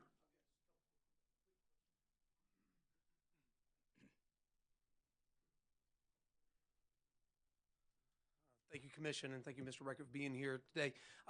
Being also a citizen of York County, I appreciate your testimony you just gave. Just with a couple quick questions. Again, I've only been a resident of Foxwood for about 5 years, and within Foxwood, are there any known issues, interruptions, service from Blue Granite at all, to your knowledge, specifically since the last rate increase? Just in Foxwood? Or, Yeah. To my knowledge, I can't recall any immediate disruptions in service in Foxwood. Okay, what about Lake Wiley? Yes, there have been some disruptions of service in the Lake Wiley area. Any other neighborhoods within York County that Blue Granite would be servicing? Maybe Carroll Woods or some of the newer neighborhoods? I'm not familiar with any issues there. Okay, all righty, thank you. You know, of course, with my concern being a citizen is the quality of service we're getting from them. So I want to make sure that their service is impeccable with us, considering the rate increase that we've received and they're trying for. Thank you, sir. Thank you.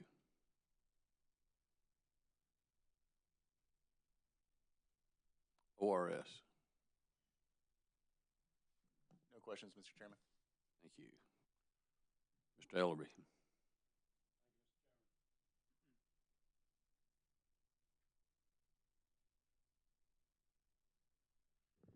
Hello, Mr. Rickett. Good afternoon to you. Got a few things to cover with you. You understand your testimony focuses on several things, but one of them, principal, and I would say, is the company's proposed pass-through mechanism. Is that right? Correct. But you understand, don't you, sir, that also in this case are costs that the company has incurred from increased rates charged to it by third-party providers since the company's last rate case. Do you understand that? Yes. Okay. You understand that's about $2.8 million total? I do now. Yes. And you understand that the company is now proposing that those expenses be recovered in rates from its customers going forward. You understand that? Yes. Okay. And you understand that the ORS supports the recovery of those costs in rates going forward. You understand that? Yes. And the consumer advocate also supports those rates, those costs as being recovered in rates going forward. Yes, sir. And do you understand that those costs are going to be recovered on a consolidated basis as proposed by the company, as supported by ORS and the consumer advocate? Yes. And so that would mean that the costs are going to be for Water Service Area 1, which I believe includes York County, all of the increases from providers, from wholesale providers that provide service to the company in Water Service Area 1 will be spread across the customers in that entire area. Do you understand that? Yes, I do. Okay. And do you understand, sir, that of that $28 million in increases, approximately 87% of that amount is generated by increases from York County? Sorry, can you repeat that? Was that $28 million in increases? That's $28 million in increased amount that are being recovered, that are proposed to be recovered and supported. The money we've been talking about being recovered going forward since the last rate case is about $28 million. And do you understand that approximately 87% of those increased amounts, were increases from York County? Yes. And am I right that York County's rates have increased by 104% for water and over 35% for sewer to Blue Granite since the last rate case in 2018? Does that sound about right? To Blue Granite, I think that's correct, due to the billing structure that was previously in place. Yes. So isn't it correct then, Mr. Reckett, that York County customers are benefiting from the pass-through of those costs that are generated by the county's increases, that the citizens of York County are going to benefit because those costs are going to be spread across a consolidated service area? Without performing the calculations, I can't completely agree. Let's make sure you get in front, speak into that mic so we can get you. Yeah, at this point, I can't, without looking at that further, I can't fully agree with that. You need to do some calculation. If you've got more people helping you pay your increases, it's going to lower the cost to everybody, right? I understand that, yes. Okay, yes. Including the people in York County. Yes. And that's one of the benefits. That's one of the reasons that some of these experts believe that consolidated rate structure provides benefits to customers. Isn't that right, sir? I believe so. Okay. And what the company is proposing to do is to, with respect to the pass-through mechanism, once the commission decides what the appropriate factors are, the company is proposing on an annual basis to take whatever increases have come in a year and pass those through on a consolidated basis. You understand that's our proposal? I understand that. Okay. But you don't want to support that going forward because York County has finished with you most of your increases and now you think you might benefit if it doesn't get passed through to you. Is that it? Yeah, there's other components to that too. As I stated in my testimony, the issue with giving the ratepayers an opportunity to provide comment on that as well through that mechanism seems to be eliminated. So that's another concern in this process. Okay. Were you here when Mr. DeStefano testified? Yes. Okay. And you heard him say, yes, the company would agree to give notice to customers and that the customers and other interested parties be given an opportunity to appear before this commission and be heard on the issues in the annual cost-through proceeding? I think that ultimately was what was said, yes. Okay. But that would address, assuming that the company agrees to it or the commission orders it and it's part of the mechanism, that would address that concern of yours. Is that right, sir? Somewhat. I believe the timing and the time given is not appropriate, but yes. Well, wouldn't that be established by the commission, Mr. Yes, Reckett? that would. Okay. I'd like to ask you about the ordinance that you mentioned that York County passed or adopted in suspending its planned rate increases. Can I get the Elmo on?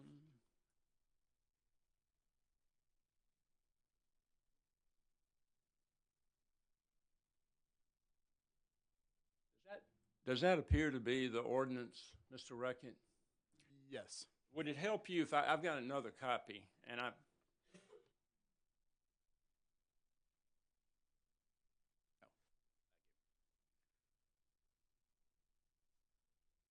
Tell me this is the only one that we could find online. And are you familiar with the ordinance? Yes. And you mentioned it in your summary and in your testimony. Is that right, sir? Yes. And this was adopted by the county at a meeting on December 16th, 2019? That is correct. Okay. It's what and you're welcome to look at that, but is the one you have in front of you appear to be a correct copy of the ordinance? It appears to be. Okay. I just want to ask you about a couple of provisions of it, please. Okay.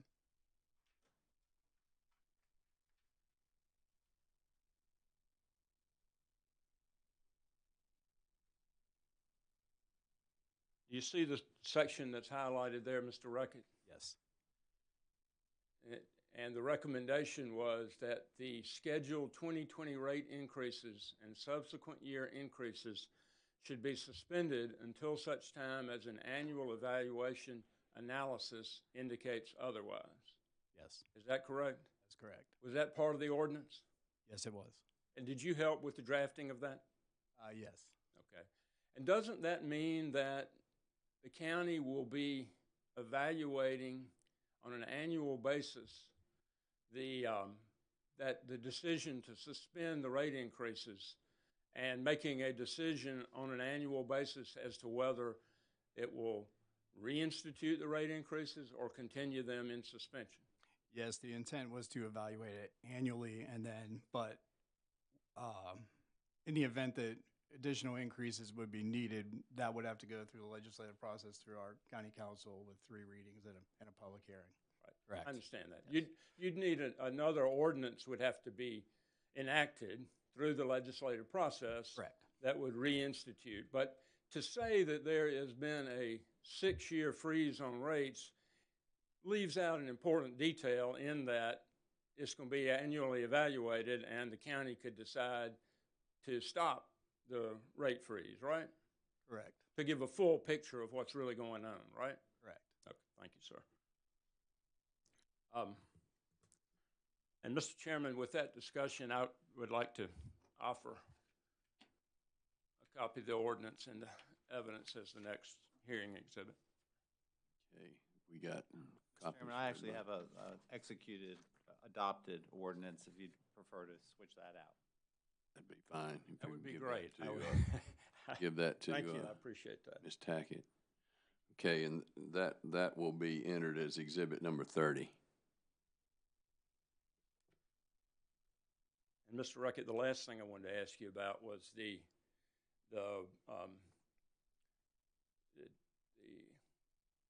connection between the connection that the company has with Charlotte for water. Correct. And there's a legal issue that I don't think is before the commission about construing the franchise agreement. Do you agree with me on that? Yes, I would. Okay. But the underlying issue, well, let's put it, there's an economic issue sort of lurking beneath the surface, isn't that right? I'm not familiar. Well, okay. Isn't it correct, sir, that Blue Granite pays less for water that it gets from Charlotte than the water that it gets from York County? I have read that in testimony from DeStefano. Or do you know that to be the case? I know that to be the case, yes. Okay. And so to the extent that York County takes the position that Blue Granite should use less water from Charlotte and more water from York County, then the county is pushing up cost to all of the customers in Water Service Area 1. Isn't that right, sir? I guess. Thank you, Mr. Reckett. No further questions. Thank you. Commissioners? Any questions? Okay. Any redirect? Mr. Kendry? Thank you, sir.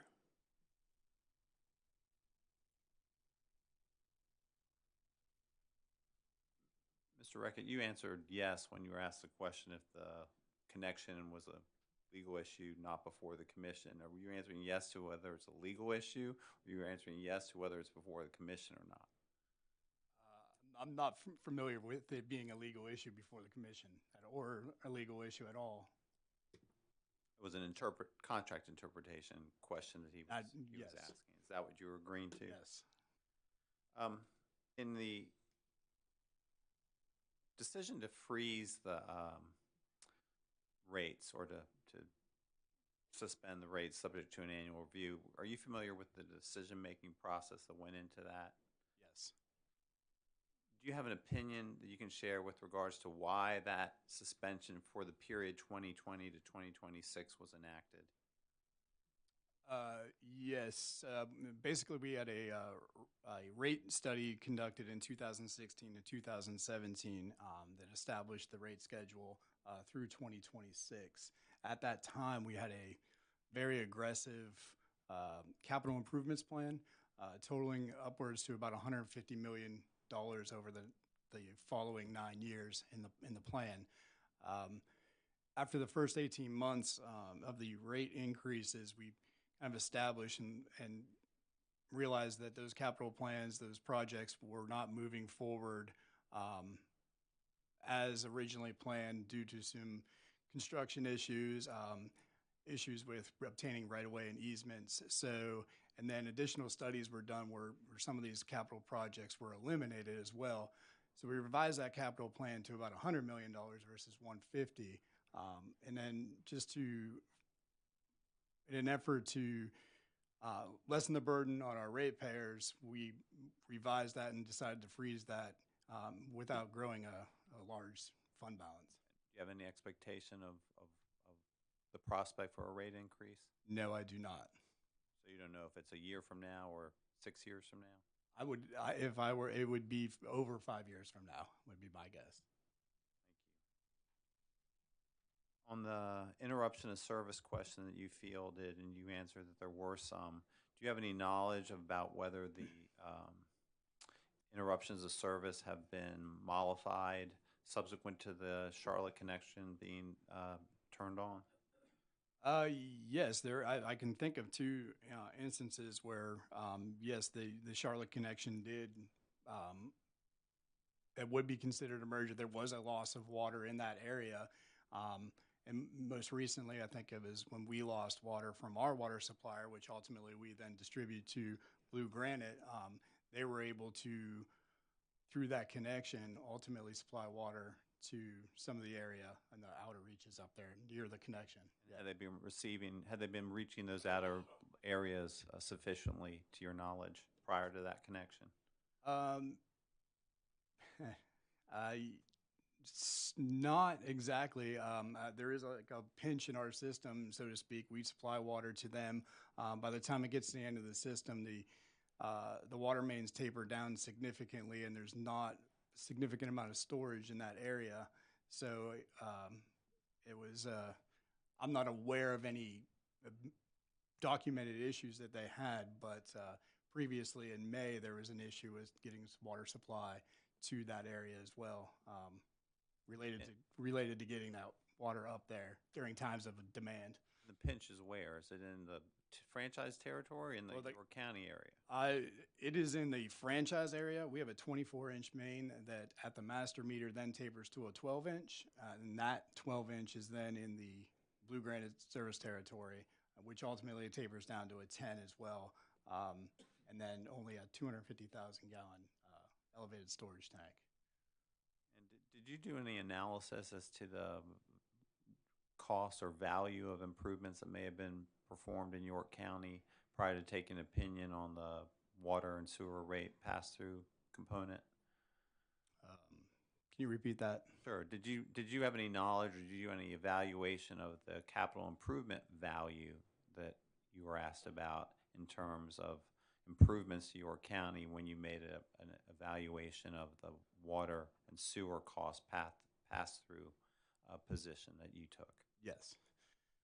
You knew the level of capital improvements? Within the Blue Granite service territory? Yes. No. Okay, that was my question. Thank you. That's all I have, Mr. Chairman. Thank you. Any recross? Okay. Thank you. Mr. Rickett, we appreciate you being here, appreciate your testimony, and you may step down and be excused. You've got somewhere to go. Okay, Mr. Knowles. Yes, sir. Thank you, Mr. Chairman. ORS would call David Garrett.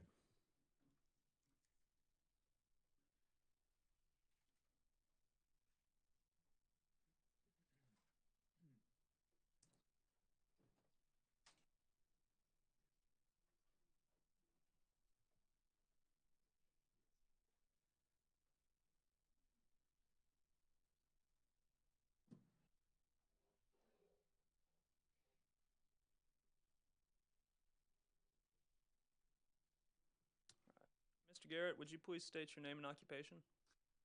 My name is David Garrett. I'm the managing member of Resolve Utility Consulting.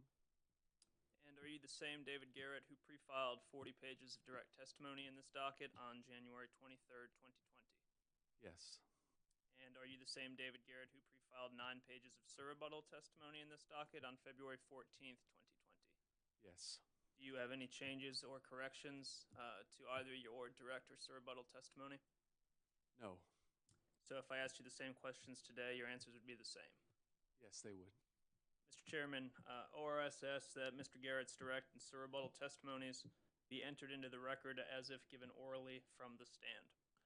Mr. Garrett's pre-filed direct and surrebuttal testimony will be entered into the record as though given orally from the stand. Thank you, sir. And Mr. Garrett, with your direct testimony, did you also file 3 appendices labeled A through C and 20 exhibits labeled DJG 1 through 20? Yes. Do you have any changes, edits, or corrections to your appendices or exhibits? No. Mr. Chairman, ORS would ask that appendices A through C and exhibits 1 through 20 to Mr. Garrett's direct testimony be marked for identification and entered into the record as the next composite hearing exhibit in this case. Mr. Garrett's appendices A through C, is that what it was? And exhibits 1 through 20 will be entered as exhibit number 31. Thank you. And if it pleases the commission, we have a brief question and answer to summarize Mr. Garrett's testimony. Certainly. Okay. Mr. Garrett, would you please summarize the issues reviewed in your direct testimony? I employed a depreciation system using actuarial plant analysis to statistically analyze the company's depreciable assets and develop reasonable depreciation rates and annual accruals. In my opinion, the company has not met its burden of proof to show that its proposed service lives and net salvage rates for many of its depreciable counts do not result in excessive depreciation expense for customers. Depreciation rates I proposed would result in an adjustment reducing the company's proposed depreciation accrual by approximately $760,236 when applied to plant as of December 31st, 2018.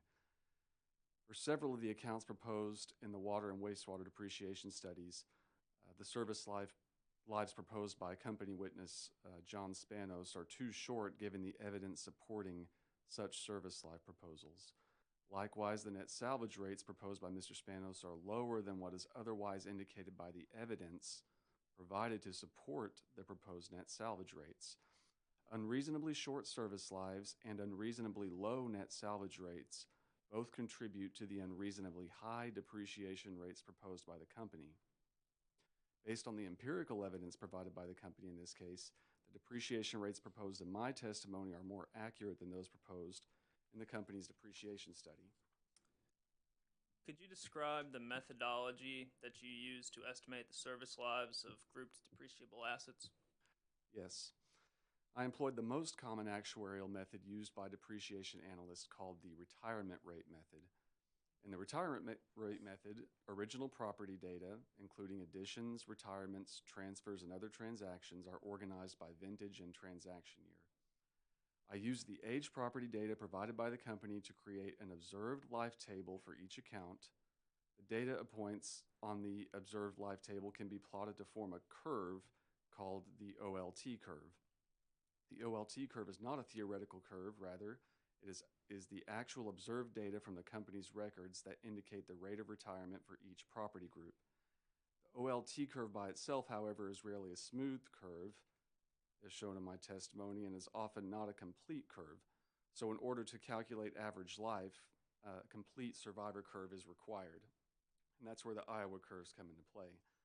The Iowa curves are empirically derived curves based on the extensive studies of actual mortality patterns of many different types of industrial property. The curve fitting process involves selecting the best Iowa curve to fit each OLT curve. This can be accomplished through a combination of visual and mathematical curve fitting techniques, as well as professional judgment.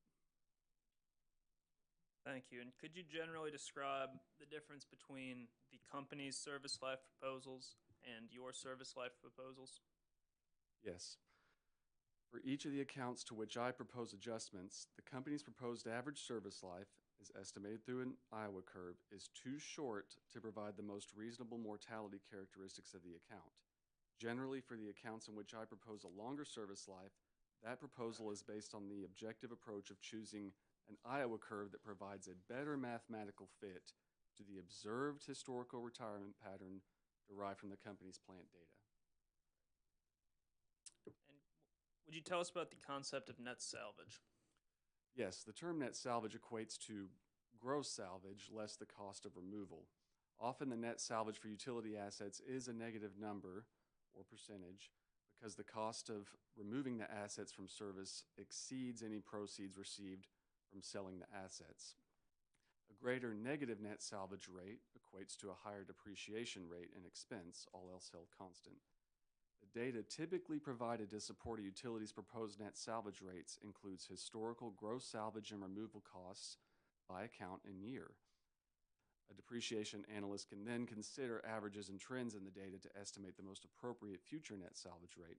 In this case, however, the company did not provide this type of data to support its net salvage rates. So would you describe your net salvage recommendations in light of the lack of evidence provided by the company? Yes. Although Blue Granite has not provided any empirical evidence supporting its negative net salvage rate proposals, it is not necessarily unreasonable to assume the company will experience some negative net salvage for many of its accounts. However, since the company has failed to make a convincing showing that its proposed net salvage rates are not excessive, the Commission should take a more conservative approach in setting net salvage rates in this case, particularly in light of the otherwise substantial burden that the company's proposed rate increase would impose on customers. This concludes my testimony summary. Thank you, Mr. Garrett. Please answer any questions from the parties or commission. Thank you. Ms. Valtorta. Thank you. Ms. Liebarker.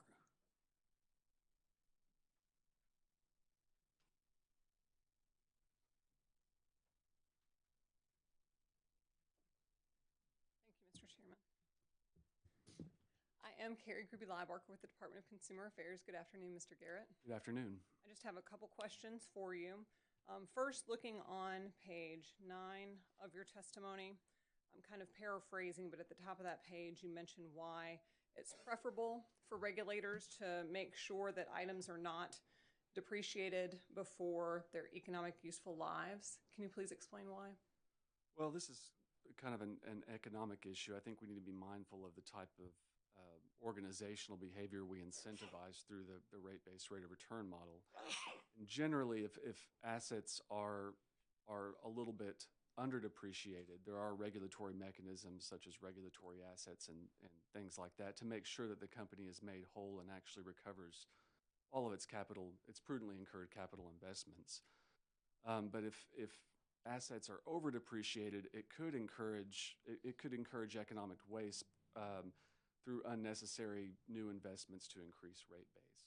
So again, I think what this discussion is saying is we want to try to hit the nail on the head exactly and depreciate an asset over its exact service life, but inevitably that's going to be hard to predict exactly what that is. So we get as close as we can, but I think it's a good policy to be conservative with depreciation rates. A little further down on that page, your testimony discusses the United States Supreme Court case law about the burden being on the utility to show the depreciation rates they propose are not excessive. This continues to be good policy. Is that correct?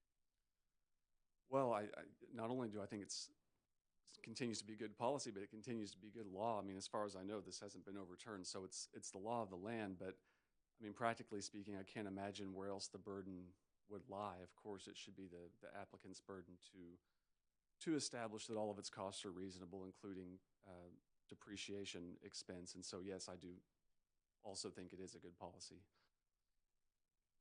On page 38 of your testimony, I'll give you a moment to fast forward there. Okay. It's where you begin your discussions on net salvage recommendations.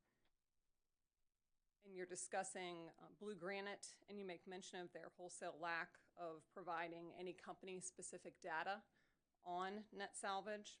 And what kind of data is typically relied upon for these values, these net salvage values? Well, typically for, especially for larger utilities, the utility would keep track of its retirements and its removal cost and its salvage values by account and by year.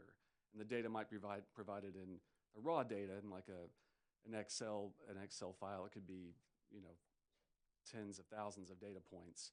But that data can be compiled into historical net salvage schedules, so analysts and decision makers as well can see by year the net salvage rate. And then you can look at trends, you can take averages and things like that on the company-specific net salvage data, which of course leads to more reliable estimates. But in this case, the company did not provide that data. I don't think it has that data. Just kind of in a nutshell, can you state why the commission should adopt your service life recommendations? Well, as explained in my testimony and a little bit through my summary, I think it's fair to say that the company's depreciation expert, John Spanos, and I take somewhat of a similar approach in estimating service lives, but we do have differing opinions on some of these accounts with regard to the most appropriate Iowa curve. And what I've demonstrated in my testimony is that the Iowa curves I've selected do provide a mathematical closer fit to the company's observed survivor curve, the observed data. So unlike net salvage, what we were just talking about, the company did actually provide good, you know, relatively adequate service life data. We have some different opinions on the best Iowa curve to fit that data. And in my opinion, it's better to rely on the more objective approach of mathematical curve fitting, again, while incorporating professional judgment too, and not simply just selecting the absolute best mathematically fit Iowa curve for every account. But if you think about it in terms of scale of complete, I guess, guessing at one end, not that anybody's done that in this case, but, and then an absolute best mathematical fit Iowa curve for every account without any judgment. Of course, either of those two extremes would be inappropriate, but I do think it is better to be more on the objective side than the subjective side, especially in an evidentiary proceeding. Thank you. I have no further questions. Thank you, Mr. Chairman. Thank you. Mr. Moore. Thank you, sir. Mr. Knowlton. Thank you. Mr. Dover. Thank you. Mr. Kendry. Okay. Mr. Ellerby. Just double checking my list to make sure. I didn't think you'd forget me. Good afternoon, Mr. Garrett. I'm Frank Ellerby, representing Blue Granite in this case. I'm glad to meet you. Welcome to South Carolina. Is this your first trip? As your first trip to the commission, is that right, sir? Yes, that's right. Have you been to South Carolina before? I have once for vacation, but it's been a while. Yes, sir. I've just got a couple of things to ask you about. The first one, I'm looking at Exhibit DJG1, which is your CV. Could you find that attached to your direct testimony? And I'm looking at, did I do? Yes. Looking at page 4 of 6. Okay. Which is appears to be almost 3 pages of cases that you've participated in. Is that correct, sir? Yes. And this is your, the cases that you've been involved in, regulated utility cases, as an expert witness. Is that correct, sir? Yes. Am I correct, sir, that only one of these cases involved a water or water and sewer company? Yes, I believe that. That's right. Most of them, the others are electric and gas. Okay. And the one that is water and sewer is, am I correct that that's on the second page, the third one from the top? The applicant was Citizens Energy Group, is that correct, sir? Yes, that's the one. And what is Citizens Energy Group, Mr. Garrett? I think it was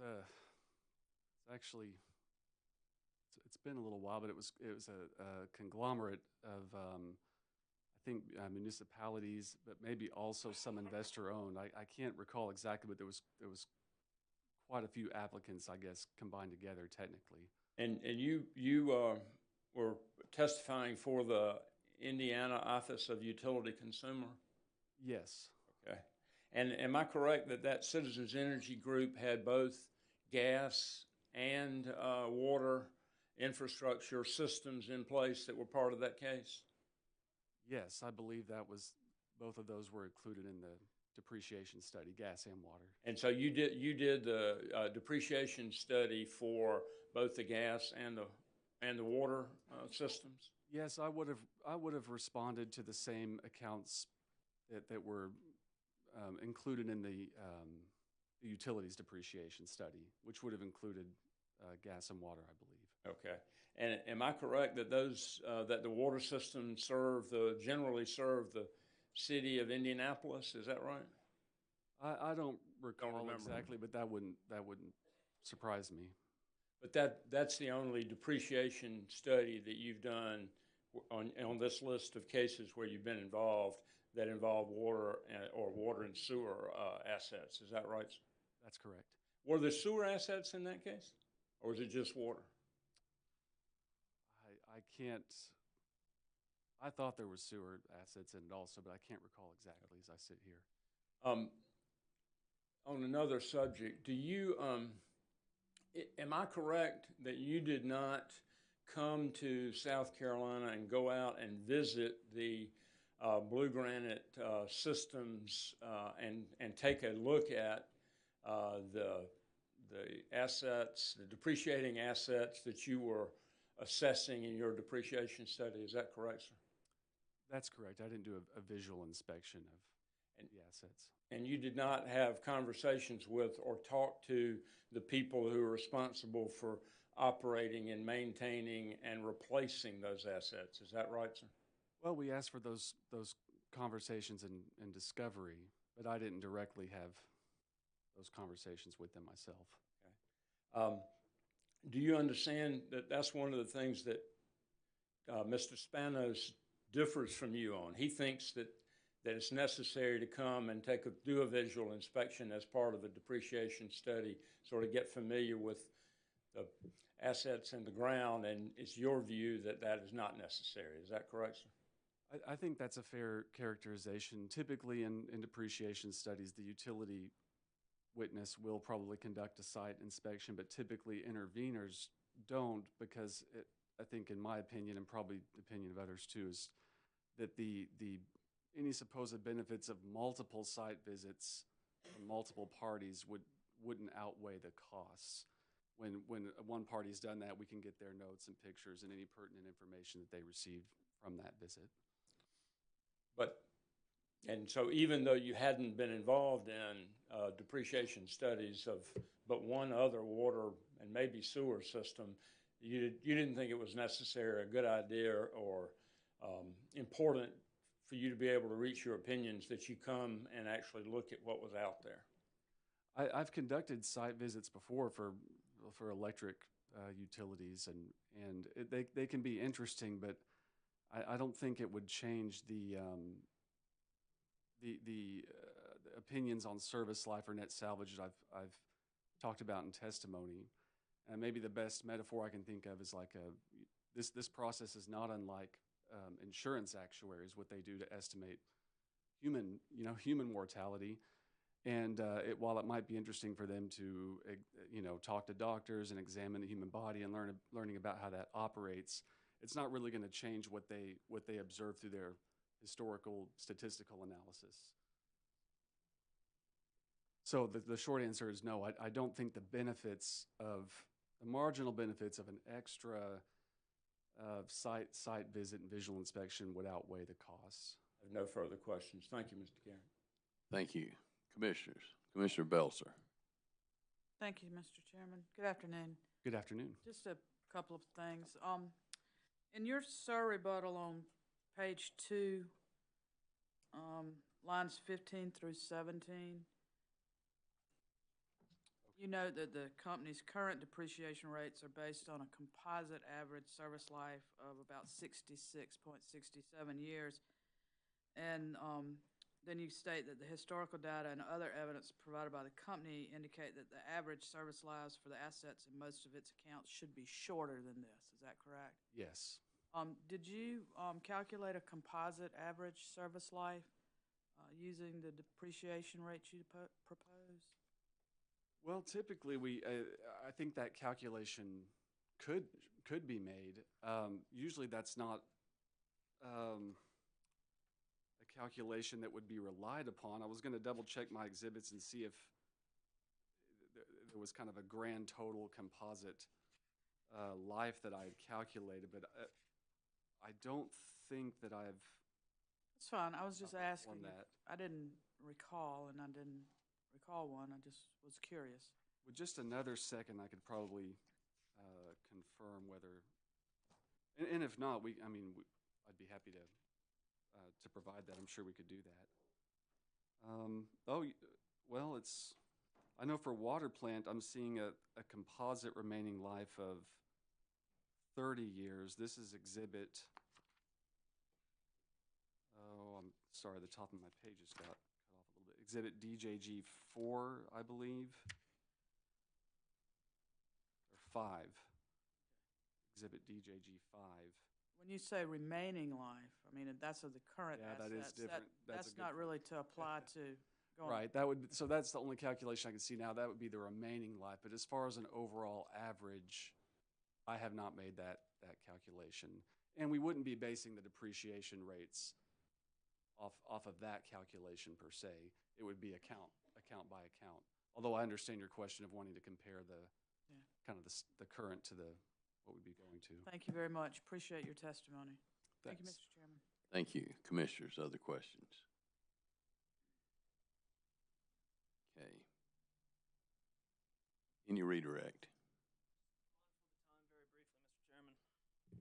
Okay, Mr. Garrett, about how many years of experience do you have doing depreciation work? Well, I've been reviewing depreciation studies and being involved in depreciation since about 2013, so about 7 years. Great. And can I ask, are you familiar with Mr. Spano's direct testimony? Yes. And he lists his relevant experience in Appendix A. Is that correct? I believe so. I don't have it in front of me, but I believe that's right. Well, do you recall from what kind of experience Mr. Spanos includes when he describes his own relevant experience? Well, I think he's testified in quite a few cases, probably mostly gas and electric like I have, and probably some water cases as well. But I think, the approach to analyzing service lives is really the same. The Iowa curves were developed to cover all types of utility assets, so it doesn't matter as much maybe as Mr. Spanos would imply, or we probably have a disagreement there on how much it would matter that we're analyzing water assets versus electric assets, when I think the process would be the same as far as the statistical analysis. Okay, thank you. And on the topic of site visits, does Mr. Spanos explain how his site visits or anything else that constitutes his informed judgment, does he explain how he uses that to arrive at any of his conclusions in a meaningful way, in your expert opinion? No, he doesn't go into detail about that. I think just he mentions that he does a site visit and then says that his opinions are based on professional judgment, but I don't think there's a lot of connection there between any specific fact for an account that was learned on the site visit that he applied. And regardless, I think that information was asked through discovery, so we should also have that information. And I reviewed all of that, and it doesn't change my opinions on my service life recommendations. Thank you, Mr. Garrett. Thank you. Any recross? Thank you. All right. Mr. Garrett, thank you for being here today. Welcome. I'm glad to have you here for your first visit. And you may step down and are excused. Thank you. Okay, I want to thank everyone for getting us through the schedule that we had set for today. We're going to continue this on Monday morning. Mr. Ellerby. I was just going to ask a question. Yes, sir. We've got another night hearing, as y'all know, in York on the 5th. And we would like, the company would like an opportunity to respond in the event that something arises at that night hearing. In order to move things along, I think we would like to propose, since we have that one coming up, rather than doing it on a piecemeal basis, if we could submit something. We've gotten some requests from Commissioner Howard to respond to things. We're gathering that information. What I would propose to do is a late filed exhibit responding that would be a few days, just a couple of days after the night hearing in York. With other parties having an opportunity to respond to whatever we submit. I see you, Mr. Bateman. I see you over there.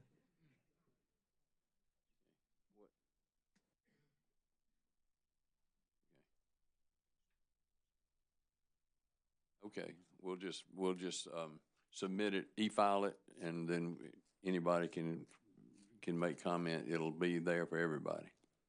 Thank you, Mr. Chairman. Thank you, Mr. Chairman. Do what, Commissioner? All right, we'll set all those deadlines on Monday morning. Mr. Moore. If the commission will indulge me, I have a day certain trial set for Monday, and I guess that I could invoke the priority and require a continuance on Monday. I wouldn't do that for the world. What I would ask, I think that I have been participatory to the point that everything I want to say has been done. If the commission would be kind enough to excuse me from further participation, I doubt seriously Mr. Ellerby is going to object to that. But if you would excuse me for the balance of the hearing and let me go try my case on Monday, and that way I will not get in the way of Monday's hearing. Mr. Moore, you are excused from Monday. What? Okay. Thank you, Mr. Yes, sir. You may be excused, Mr. Moore. Okay. Anything else we need to talk about today? If not, we will be in recess until Monday at 10 a.m. Thank you.